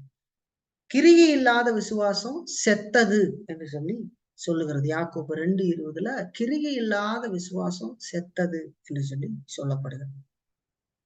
நல்ல செயல்கள் தான் நமக்கு விசுவாசம் இருக்கிறது அப்படிங்கிறதையே நிரூபிக்கிறது அப்படிங்கிறத மறந்துடாதீங்க. இல்லைங்களா? கிருபையினாலே நாம் விசுவாசத்தை கொண்டு ரட்சிக்கப்படுகிறோம். தேவ கிருபை இல்லாமல் ஒரு மனிதனும் ரட்சிக்கப்பட முடியாது இல்லைங்களா? அப்படி நாம் கிருபையை பெற்று அந்த ரட்சிப்பை அடைந்திருக்கிறோம், நாம் இயேசுவை விசுவாசித்திருக்கிறோம் என்பதை நாம் எப்படி தெரிந்து கொள்ளுகிறோம்? நம்முடைய நற்செயல்கள் இல்லைங்களா? இந்த நல்ல செயல், வேதத்தின் அடிப்படையில் இருந்த அறிவு, அந்த அறிவுல பகுத்தறிவு, அந்த பகுத்தறிவின் மூலமாக மிகச்சிறந்ததை தேர்ந்தெடுக்கிறோம். அதனால நம்ம தூய்மையான வாழ்க்கை வாழ்றோம். அதுல மற்றவர்களுக்கு இடரலற்ற வாழ்க்கை வாழ்றோம். அப்பொழுது நாம் நீதியின் கனிகள்னால நிறைந்தவர்களாக இருப்போம். நீதியின் கனி இல்லைங்களா? நம்மகிட்ட பாத்தீங்கன்னா ஒரு மரம் எப்படி அப்படியே பழத்தினால நிறைஞ்சு அப்படி இருக்குமோ, அந்த மாதிரி நம்முடைய நடவடிக்கைகள், கடவுளுக்குள்ள நல்ல செயல்கள், நீதியின் கனி அது வெளிப்படும். இல்லைன்னா மோசமான கனிதான் வெளிப்படும். ஆண்டவர் அதை சொல்றாரு, நல்ல கனி கொடாத மரமெல்லாம் வெட்டுண்டு அக்கினியிலே போடப்படும். மரமானது அது கனியினாலே அறியப்படும் என்று சொல்லி சொல்லப்படும். நல்ல மரம் கெட்ட கனியை கொடுக்காது, கெட்ட மரம் நல்ல கனியை கொடுக்காது இல்லைங்களா? நல்ல ஞாபகத்துல வச்சுக்கணும். நல்ல மரம் கெட்ட கனியை கொடுக்காது இல்லைங்களா? கெட்ட கனியை கொடுக்காது. ஒரு ஒரு தென்னை மரத்துல போய் நம்ம ஒரு இளநீ எடுத்து அதை குடிச்சு இல்லைங்களா, அது ரொம்ப ஒரு கெட்ட மோசமான விஷத்தை கொடுத்துருமா? அது ஒரு முள்ளு மாதிரியான கசப்போ நோயோ உருவாக்குமா? உருவாக்காது இல்லைங்களா? அப்போ இதே நம்ம போய் வேறொரு மரம், ஒரு மோசமான மரம், அதுல போய் நல்ல காரியத்தை பெற்றுக்கொள்ள முடியுமா? பெற்றுக்கொள்ள முடியாது.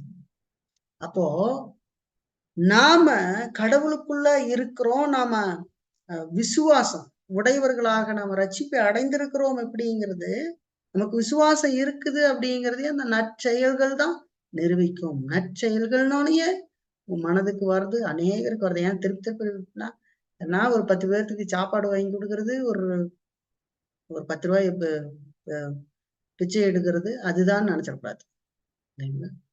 நல்ல செயல்கள். இது மாய்மால செயல் இல்லை. இதெல்லாம் பண்ணுவாங்க இல்லைங்களா? யாராவது இருந்தா அதை செஞ்சு அதை போட்டோ எடுத்துக்கிட்டு, அதுக்கு பேரு கேவலம். இது நல்ல செயல்கள் இல்லைங்களா? இது அவனிலிருந்து பொங்கி வருகிறதுனால நடக்கிறது. கடவுள் செய்திருக்கிற மேலான காரியங்களை எல்லாம் உணர்ந்ததின் அடிப்படையில வருகிற நீதியின் கனி. அந்த கனி எப்படி வருகிறது? அது தானா வருதா அப்படின்னு கேட்டீங்கன்னா, இல்ல, தானா வராது. கிறிஸ்துவின் மூலமாக வருகிற நீதியின் கனிகளால் நிறைவுள்ளவர்களாக, இல்லைங்களா? நிறைந்தவர்களாக அதான சொல்லுது. இப்ப நீதியின் கனியினால் நிறைந்தவர்களாகி, நீதியின் கனி, அப்ப நீங்க நீதியின் கனிகள்னால நிறைந்தவர்களாக இருப்பீர்கள். அந்த கனி இயேசு கிறிஸ்துவின் மூலமாக வருகிறது என்று சொல்லி வேதம் சொல்லுங்களா?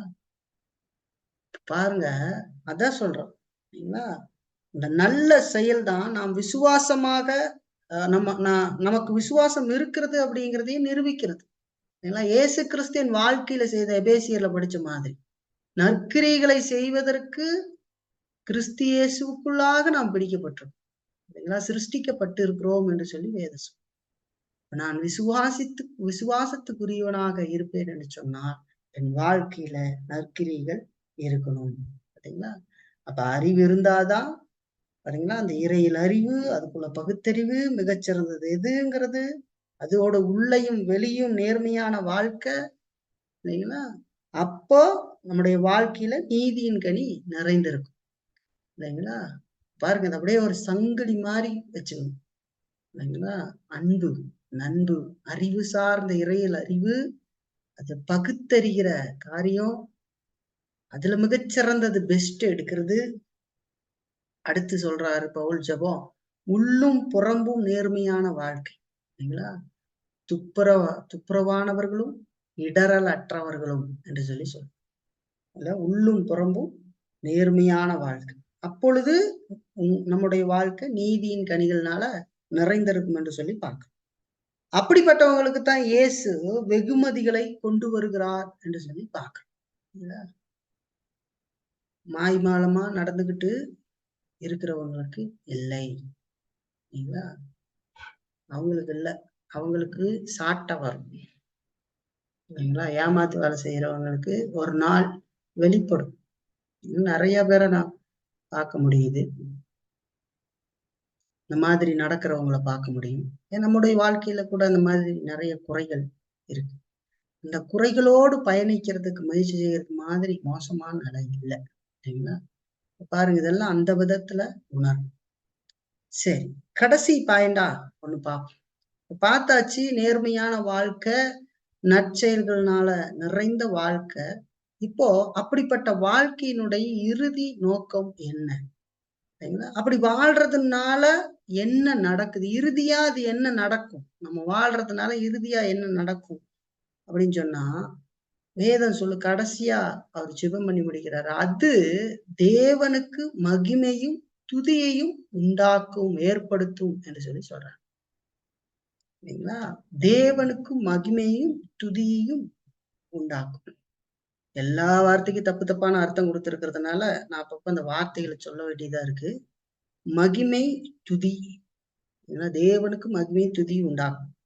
2 வார்த்தை. மகிமை அப்படின்னு சொன்னா புகை போட்டு கையசைச்சுக்கிட்டு மகிமை வருது, அது அந்த மாதிரி இல்லது, அதெல்லாம் இல்லை. மகிமை அப்படிங்கிறது எதை காட்டுதுன்னா, தேவனுடைய மகத்துவமான குணாதிசயத்தை அது வெளிப்படுத்துகிறதுன்னு சொல்லி அர்த்தம்.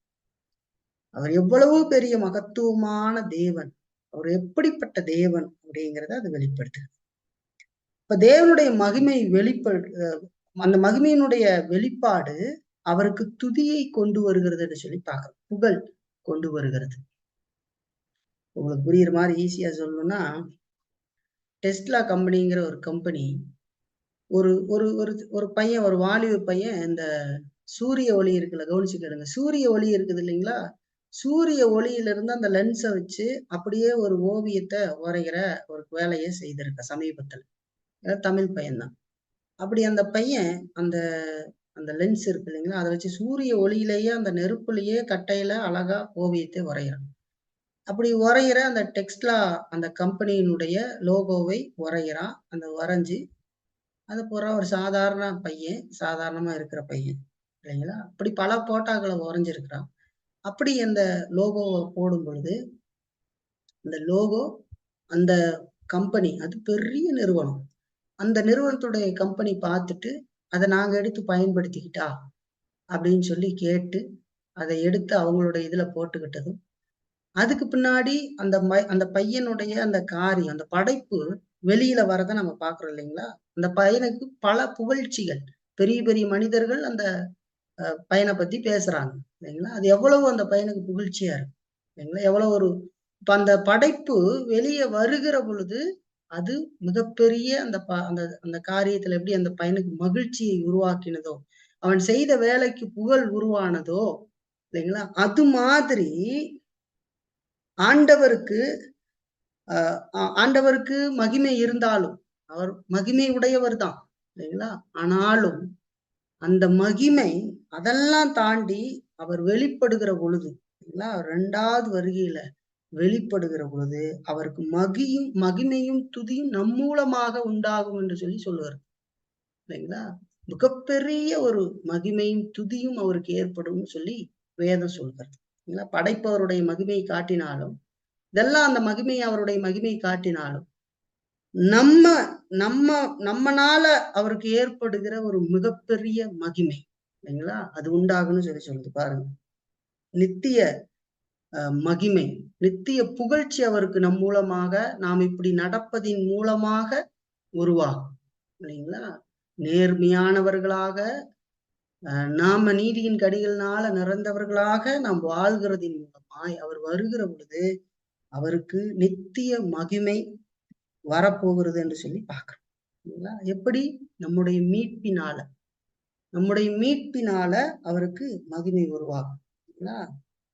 அதாவது தேவன் செய்த மிகப்பெரிய மகத்தான வேலை நம்ம பார்க்கிறோம். மிகப்பெரிய மகத்தான வேலையை வெளிப்படுத்துகிற காரியம் எதுல இருக்குது அப்படின்னு சொன்னா ஆண்டவருடைய அந்த வருகை இல்லைங்களா? சீர்கெட்டு போயிருந்த உங்களையும் என்னையும் போன்ற பாவியான மனிதனை இல்லைங்களா அவர் நேசித்து இல்லைங்களா அந்த மனிதனை கிருபையின் நிலைக்கு கொண்டு வந்து அவர்களை குற்றமற்றவர்களாகவும் மாசற்றவர்களாகவும் தம்முடைய சன்னிதானத்துல நிக்க வைக்கும் போது, கடைசி நாள்ல நியாயத்தீர்ப்பின் நாள், ஆண்டவருடைய வருகையின் நாள் நிக்க வைக்கும் போது அது அவருடைய மகிமைக்கு புகழ்ச்சியாக இருக்கும் என்று சொல்லி சொல்லுகிறது இல்லைங்களா? மகா பெரிய புகழ்ச்சியா இருக்கும்.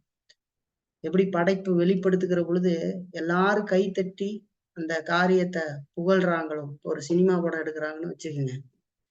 அவன் அந்த படத்தை எல்லாம் கொண்டு வந்து திரையில கொண்டு வந்து போட்டு அந்த எல்லா ஜனங்கள் கண்டு எந்திரிச்சு கை தட்டி இவ்வளோ பெரிய காரியமா அப்படின்னு ஒரு பெரிய படைப்பை காட்டுன எப்படி இருக்கும்.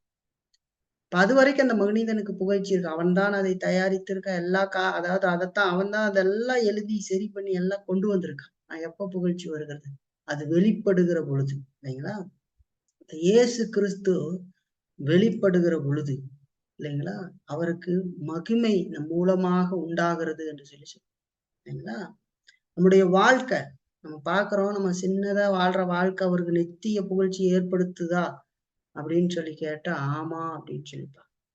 அவர் நம்மை தம்முடைய அநாதி தீர்மானத்தின்படி அழைத்து இல்லைங்களா கிறிஸ்து இயேசுக்குள்ளாக மீட்டு தம்முடைய பிள்ளைகளாக சபையாக வைத்து அவர்களை தொடர்ந்து இந்த உலகத்துல பரிசுத்தமாக வாழும்படியாக வேதத்தை கொண்டு பரிசுத்த ஆவியானவருக்குள் நடத்தி ஒவ்வொரு நாளும் நடத்தி இந்த மீட்பினுடைய மகா பெரிய வேலையை முடிக்கிற ஒரு நாள் இல்லைங்களா? முடிக்கிற ஒரு நாள் ஆண்டவருடைய 2ஆம் வருகையின் நாள். ஏதோ 2ஆம் வருகை அப்படின்னு நினைச்சிட்டு போயிடாதீங்க. இன்னைக்கு அசால்ட்டா இருக்கிற எல்லாருக்கும் ஒரு பயம், ஒரு பயங்கரமான ஒரு நாளா இருக்கும். மேல ஒரு இடி 4 இடி வேகமா அடிச்சாலே உங்களால தாங்க முடியாது. ஆண்டவருடைய நாள் எப்படி இருக்குன்னு பாருங்க இல்லைங்களா? இந்த நாள் எப்படி இருக்குன்னு பாருங்க. அப்ப அது எவ்வளவு மேன்மையான காரியம் பாருங்க. நாம எப்படிப்பட்ட வாழ்க்கையை வாழணும்? ஆண்டவருடைய அந்த மீட்பின் திட்டத்துல நம்மை ஆண்டவர் எப்படி தெரிந்து கொண்டு பரிசுத்தமாக வாழும்படி அழைத்து வேத சத்தியங்களை கொடுத்து ஊழியக்காரர்களை ஏற்படுத்தி சபையை ஏற்படுத்தி எத்தனை காரியத்தை கடவுள் வரலாற்றுல செய்து நம்மை நடத்தி கொண்டு வருகிறார்னு பாருங்க. அந்த 2ஆம் வருகையின் நாள்ல ஆண்டவருக்கு மகிமையும் நித்திய புகழ்ச்சி உருவாகும் இல்லைங்களா?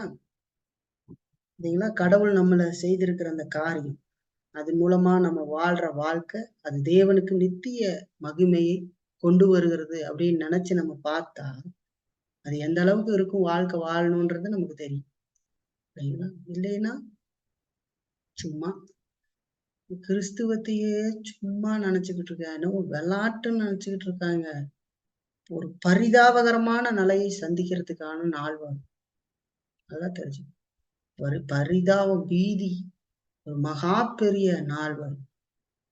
எப்படி இருக்கும் பாரு, எப்படி இருக்க போகுதுன்னு எப்படி இருக்கும் பாரு.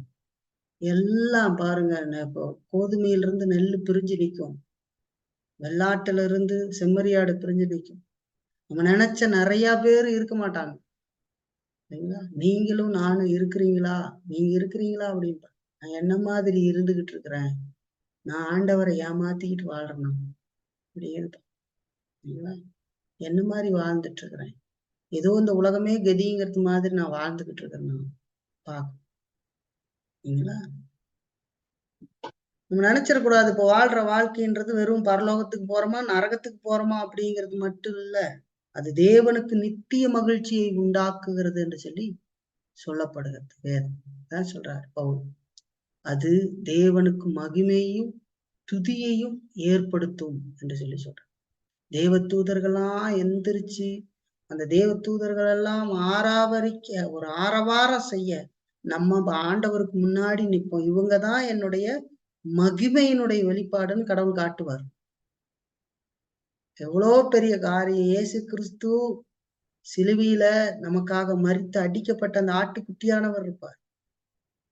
நாம் செய்து முடித்த அத்தனை காரியத்தினுடைய இந்த காரியம் மகிமை, அவருக்கு மகிமையாக நம்ம தான் ஆண்டவர் நமக்கு முன்னாடி, அவருக்கு முன்னாடி அங்க அந்த பெரிய இதுல காட்டப்படும்.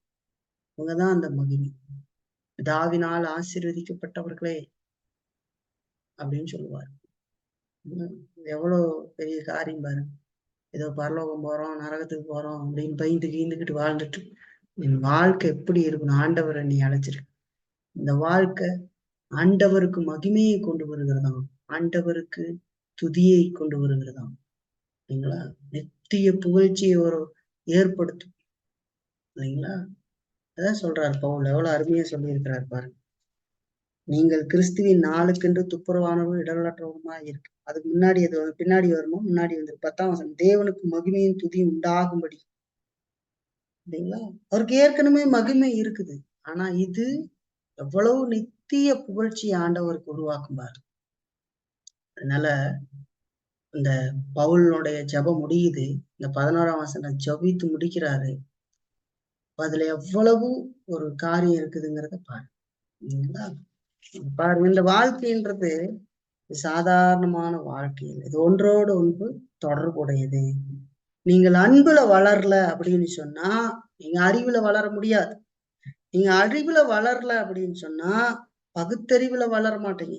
பகுத்தறிவுல வளரல அப்படின்னா உங்களால மிகச்சிறந்தது எது என்று கண்டுபிடிக்க முடியாது. மிகச்சிறந்தது எதுன்னு உங்களால நிதானிக்க முடியல அப்படின்னு சொன்னா நேர்மையான வாழ்க்கை, உள்ளேயும் வெளியும் நேர்மையான வாழ்க்கையை வாழ முடியும். நேர்மையான வாழ்க்கை இல்லை அப்படின்னு சொன்னா உங்களுடைய வாழ்க்கையில நல்ல செயல்கள் இருக்காது. நல்ல செயல்கள் இல்லை என்று சொன்னால் தேவனுக்கு உங்கள் வாழ்க்கையில எந்த மகிமையும் கொடுக்க முடியாது. புரியுதுங்களா? கடைசியா நீங்க விசுவாசியே இல்லைங்கிறது நிரூபணமா ஆண்டவருடைய வருகையின் நாளில் அது தொடர்ச்சி. சரிங்களா? கடைசியா அதுதான் அதுதான் நிரூபிக்கப்படும். கடைசியில அங்கதான் போய் முடியும். இல்லைங்களா? இது நடந்திருந்தால் இதெல்லாம் நடக்கணும். இயேசுவை விசுவாசித்து ரட்சிக்கப்பட்டவங்க வாழ்க்கையில தொடருகிற காரியம். இல்லைங்களா? பரிசுத்தமாகுது. இல்லைங்களா? பரிசுத்தமாகுது. அது இருக்கணும். பாருங்க, நான் திரும்ப ரிப்பீட் பண்றேன், அதை நல்லா ஞாபகத்துல மனதுல வச்சுக்கோங்க. இங்க பவுல் ஜெபித்த அந்த ஜெபத்துல பவுல் பிலிப்பியர்களுக்காக விண்ணப்பம் பண்ணுகிற அந்த காரியத்தில் இருக்கிற ஒரு முக்கியமான விஷயம், நாம அன்புல வளரல, அதாவது நீங்க அன்புல வளரல அப்படின்னு சொன்னா இல்லைங்களா, நீங்க அறிவுல வளரலைன்னு அர்த்தம். வளர முடியாது, வளர முடியாது. தெய்வீக அன்பு நம்மள இருந்தாதான் நாம் வேதத்தை வாசிப்போம். தெய்வீக அன்பு பரிசுத்த ஆவியின் மூலமாக நமக்கு உள்ள இருந்தாதான், பரிசுத்த ஆவியான் ரட்சிக்கப்படுகிற பொழுது நமக்குள் வாசம் பண்றாரு. அவர் நமக்குள்ள இருந்தாதான் அந்த தெய்வீக அன்பு, அந்த அன்பு நம்மள வளரல அப்படின்னு சொன்னா அறிவு இருக்காது. வேதத்தை குறிச்சு அறிவு இருக்காது. வேதம் தலைக்கு வச்சு தூங்குறதா இருக்கும். இல்லை வேதம் கலர் கலரா வாங்கி வீட்டுல அடுக்கிக்கிறதா இருக்கும். வேதம் சும்மா கையில வச்சுக்கிட்டு கடமை பண்றதா தான் இருக்கும். அப்ப அறிவுல வளர முடியாது. ஏன்? இந்த பரிசுத்த ஆவியானவர் தான் வேத சத்தியத்தின்படி நடக்கும்படி நம்மை தூண்டுகிறார். வேத அறிவுக்கு நடத்துறார். சத்தியத்தை கேட்கும்படி, வேதத்தை வாசிக்கும்படி. அந்த அறிவுல வளர முடியும். சரிங்களா? அறிவுல வளரல அப்படின்னா பகுத்தறிவுல வளர முடியாது. வேதத்தினுடைய அறிவு இல்லைன்னா எது நல்லது, எது கெட்டது, எதை நாம எடுக்கணும், அது எதை தேவனை மகிமைப்படுத்துங்கிறது தெரியாது. பகுத்தறிவுல வளர முடியும். பகுத்தறிவு இல்லை அப்படின்னு சொன்னா எது மிகச்சிறந்தது அப்படின்னு நம்மளால நிதானிக்க முடியாது. எது கடவுளை மேலும் மேலும் மகிமைப்படுத்துகிற காரியமாக என் வாழ்க்கையில இருக்குன்றது எனக்கு தெரியும். இப்ப மிகச்சிறந்தது எதுன்னு என்னால நிதானிக்க முடியலைன்னா நேர்மையான வாழ்க்கையை நான் வாழ முடியாது. உள்ளையும் வெளியிலும் நேர்மையா தனிப்பட்ட வாழ்க்கையிலும் இல்ல, வெளியிலையும் இருக்க முடியாது. இடரல் உடையவனாதான் இருப்பேன். இப்ப நேர்மையான வாழ்க்கை இல்லை அப்படின்னு சொன்னா உங்களால நற்செயல்கள் உங்க வாழ்க்கையில இருக்காது. நீதியின் கனியை பார்க்க முடியாது. அது ஒரு ஒரு அத்தி மரம் போல. அத்தி மரத்தை பாக்குறாரு இல்லையா ஆண்டவர், அந்த மாதிரி ஒரு நிலை. ஒன்னும் இருக்காது. அதுல ஒரு கனி, ஒரு மொக்கு எதையும் பார்க்க முடியாது, இருக்காது. நற்செயல்கள் இல்லை அப்படின்னு சொன்னா தேவனுக்கு உங்கள் வாழ்க்கையில எந்த மகிமையும் கொடுக்க முடியாது. ஒண்ணும் இருக்காது. அப்போ கடைசியா நீங்க விசுவாசியே இல்லை என்பதை நீங்கள் நிரூபிக்கிறீர்கள். அப்படி நடந்தா நான் நிரூபிக்கிறேன், நீங்க நிரூபிக்கிறேன். நான் விசுவாசி கிடையாது. விசுவாசியின் தோரணையில இருக்கிற அனனியா சப்பராலை போன்றவர்கள், விசுவாசியின் தோரணையில் இருக்கிற யூதாசை போன்றவர்கள், விசுவாசியின் மாதிரி இருக்கிற சவுலை போன்றவர்கள், விசுவாசி மாதிரி இருக்கிற தேமாவை போன்றவர்கள், அதான் விசுவாசி மாதிரி இருக்கிற கேயாசியை போன்றவர்கள். நான் விசுவாசியே இல்லைங்கிறத நீங்க நிரூபிக்கிறேன். இல்லைங்களா? இது ஒன்றோடு ஒன்று தொடர்புடையது. ஒருவேளை இது இந்த விதமான காரியங்கள்ல இருக்குது அப்படின்னு நீங்க உணர்ந்தீங்கன்னா கடவுளத்துல போங்க. இதுதான் காலம், இதுதான் நேரம். இல்லைங்களா? பாவத்தை அப்படி துணிகரமா செஞ்சுட்டு ஒண்ணு கூட ஒரு சின்ன ஒரு அசரறி, ஒரு சின்ன இது கூட எல்லாம் நடந்து போய்கிட்டே இருக்கு. நடந்து போயிட்டு எல்லாத்துக்கும் மறைச்சிட்டேன், எல்லாத்தையும் போட்டாச்சு, மூடியாச்சு, எல்லாம் தூக்கி எரிஞ்சாச்சு. யாருக்கும் தெரியாது. கணவனுக்கு மறைச்சாச்சு, மனைவிக்கு மறைச்சாச்சு, பிள்ளைகளுக்கு மறைச்சாச்சு, இதெல்லாம் பண்ணியாச்சு. என்னை சார்ந்தவர்களுக்கெல்லாம் மறைச்சாச்சுன்னு நம்ம நினைக்கிறோம். யாருக்கும் தெரியாது. ஆனா நம்ம ஒண்ணு தெரியுமானுக்குதே, நம்மளை படைச்ச கடவுள் ஒருத்தர் இருக்கிறாரே. கண்ணீர் விட்டீங்களா, அழுதீங்களா, வேதனைப்பட்டிருக்கிறீங்களா, நம்மளை கடவுள் பாக்குறாரு அப்படின்னு சொல்லி. நான் அவர்கிட்ட மறைக்கவே முடியாது. யாருகிட்ட வேணாலும் மறைக்க முடியும், ஆண்டவர்கிட்ட மறைக்க முடியாது. ஆண்டவர் ஒரு நாள் வருவார். அப்ப கோதுமையும் நெல்லையும் பிரிப்பார். திருப்பி சொல்றேன், கோதுமையும் நெல்லையும் பிரிப்பார். வெள்ளாட்டையும் செம்பரியாட்டையும் பிரிப்பார். ஆண்டவர் சொல்றாரு பாருங்க, ஊமையில தேவதூதர்ல நீங்க நல்ல விதையில விதைச்சிங்க, களைகள் வந்தது எப்படி, நாங்க வேணா போய் புடுங்கிட்டாங்க. இப்போது புடுங்காத. இப்ப புடுங்கினீங்கன்னா நெல்மணியும் சீலை கொட்டும். அறுப்பு காலம் வரட்டும், அப்புறம் அறுத்து நெல்மணி களஞ்சியத்திலையும் பதரை அக்னியிலையும் சுட்டெரிக்கலாம். சரிங்களா? தேவ பிள்ளைகள் பரிசுத்தவான்கள் இருக்கிறது நிமித்தம் இன்னும் அவரோட ரட்சிப்பு நிறைவேறுகிற அந்த நேரம் வர வரைக்கும் இதெல்லாம் இருக்கும். ஆண்டவருடைய வருகை வரும்போது பாருங்க, எத்தனை புத்தி இல்லாத கண்ணியை தூங்கிட்டு இருந்தது பாருங்க, இருந்த மாதிரி. அச்சாக்கிரதையா இருந்த மனிதர்களை காண்போம். அப்படிப்பட்ட மனுஷங்களை காண்போம். சம்பரமாய் வாழ்ந்துகிட்டு இருந்த ஐஸ்வர்யவான் மாதிரியான மனிதர்களை நாம் பார்ப்போம். இல்லைங்களா? நான் எல்லாவற்றையும் எனக்காக சேர்த்து வைத்து விட்டேன்னு சொல்லி தன் இருதயத்துல பேசி கொண்டிருந்த இந்த மதிகட்ட மனிதனை போன்ற மனிதர்களையும் நாம் பார்ப்போம். எல்லாரும் இன்னைக்கு நம்ம இதுல இருந்து பாக்குறோம், இரண்டாம் வருகைக்கு, இயேசு கிறிஸ்து இரண்டாம் வருகைக்கு ஆயத்தமாகிற வாழ்க்கை. மெய்யான ரட்சிக்கணும், என் ராஜா எப்பொழுது வருவார், அவர் வரும் வரைக்கும் என்னை எதிர்பார்த்து வாழ சொல்லியிருக்கிறார், பரிசுத்தமா வாழ சொல்லி இருக்கிறார். என்னை உப்பாகவும் ஒளியாகவும் இந்த உலகத்துல ஆண்டவர் வச்சிருக்கிறார்.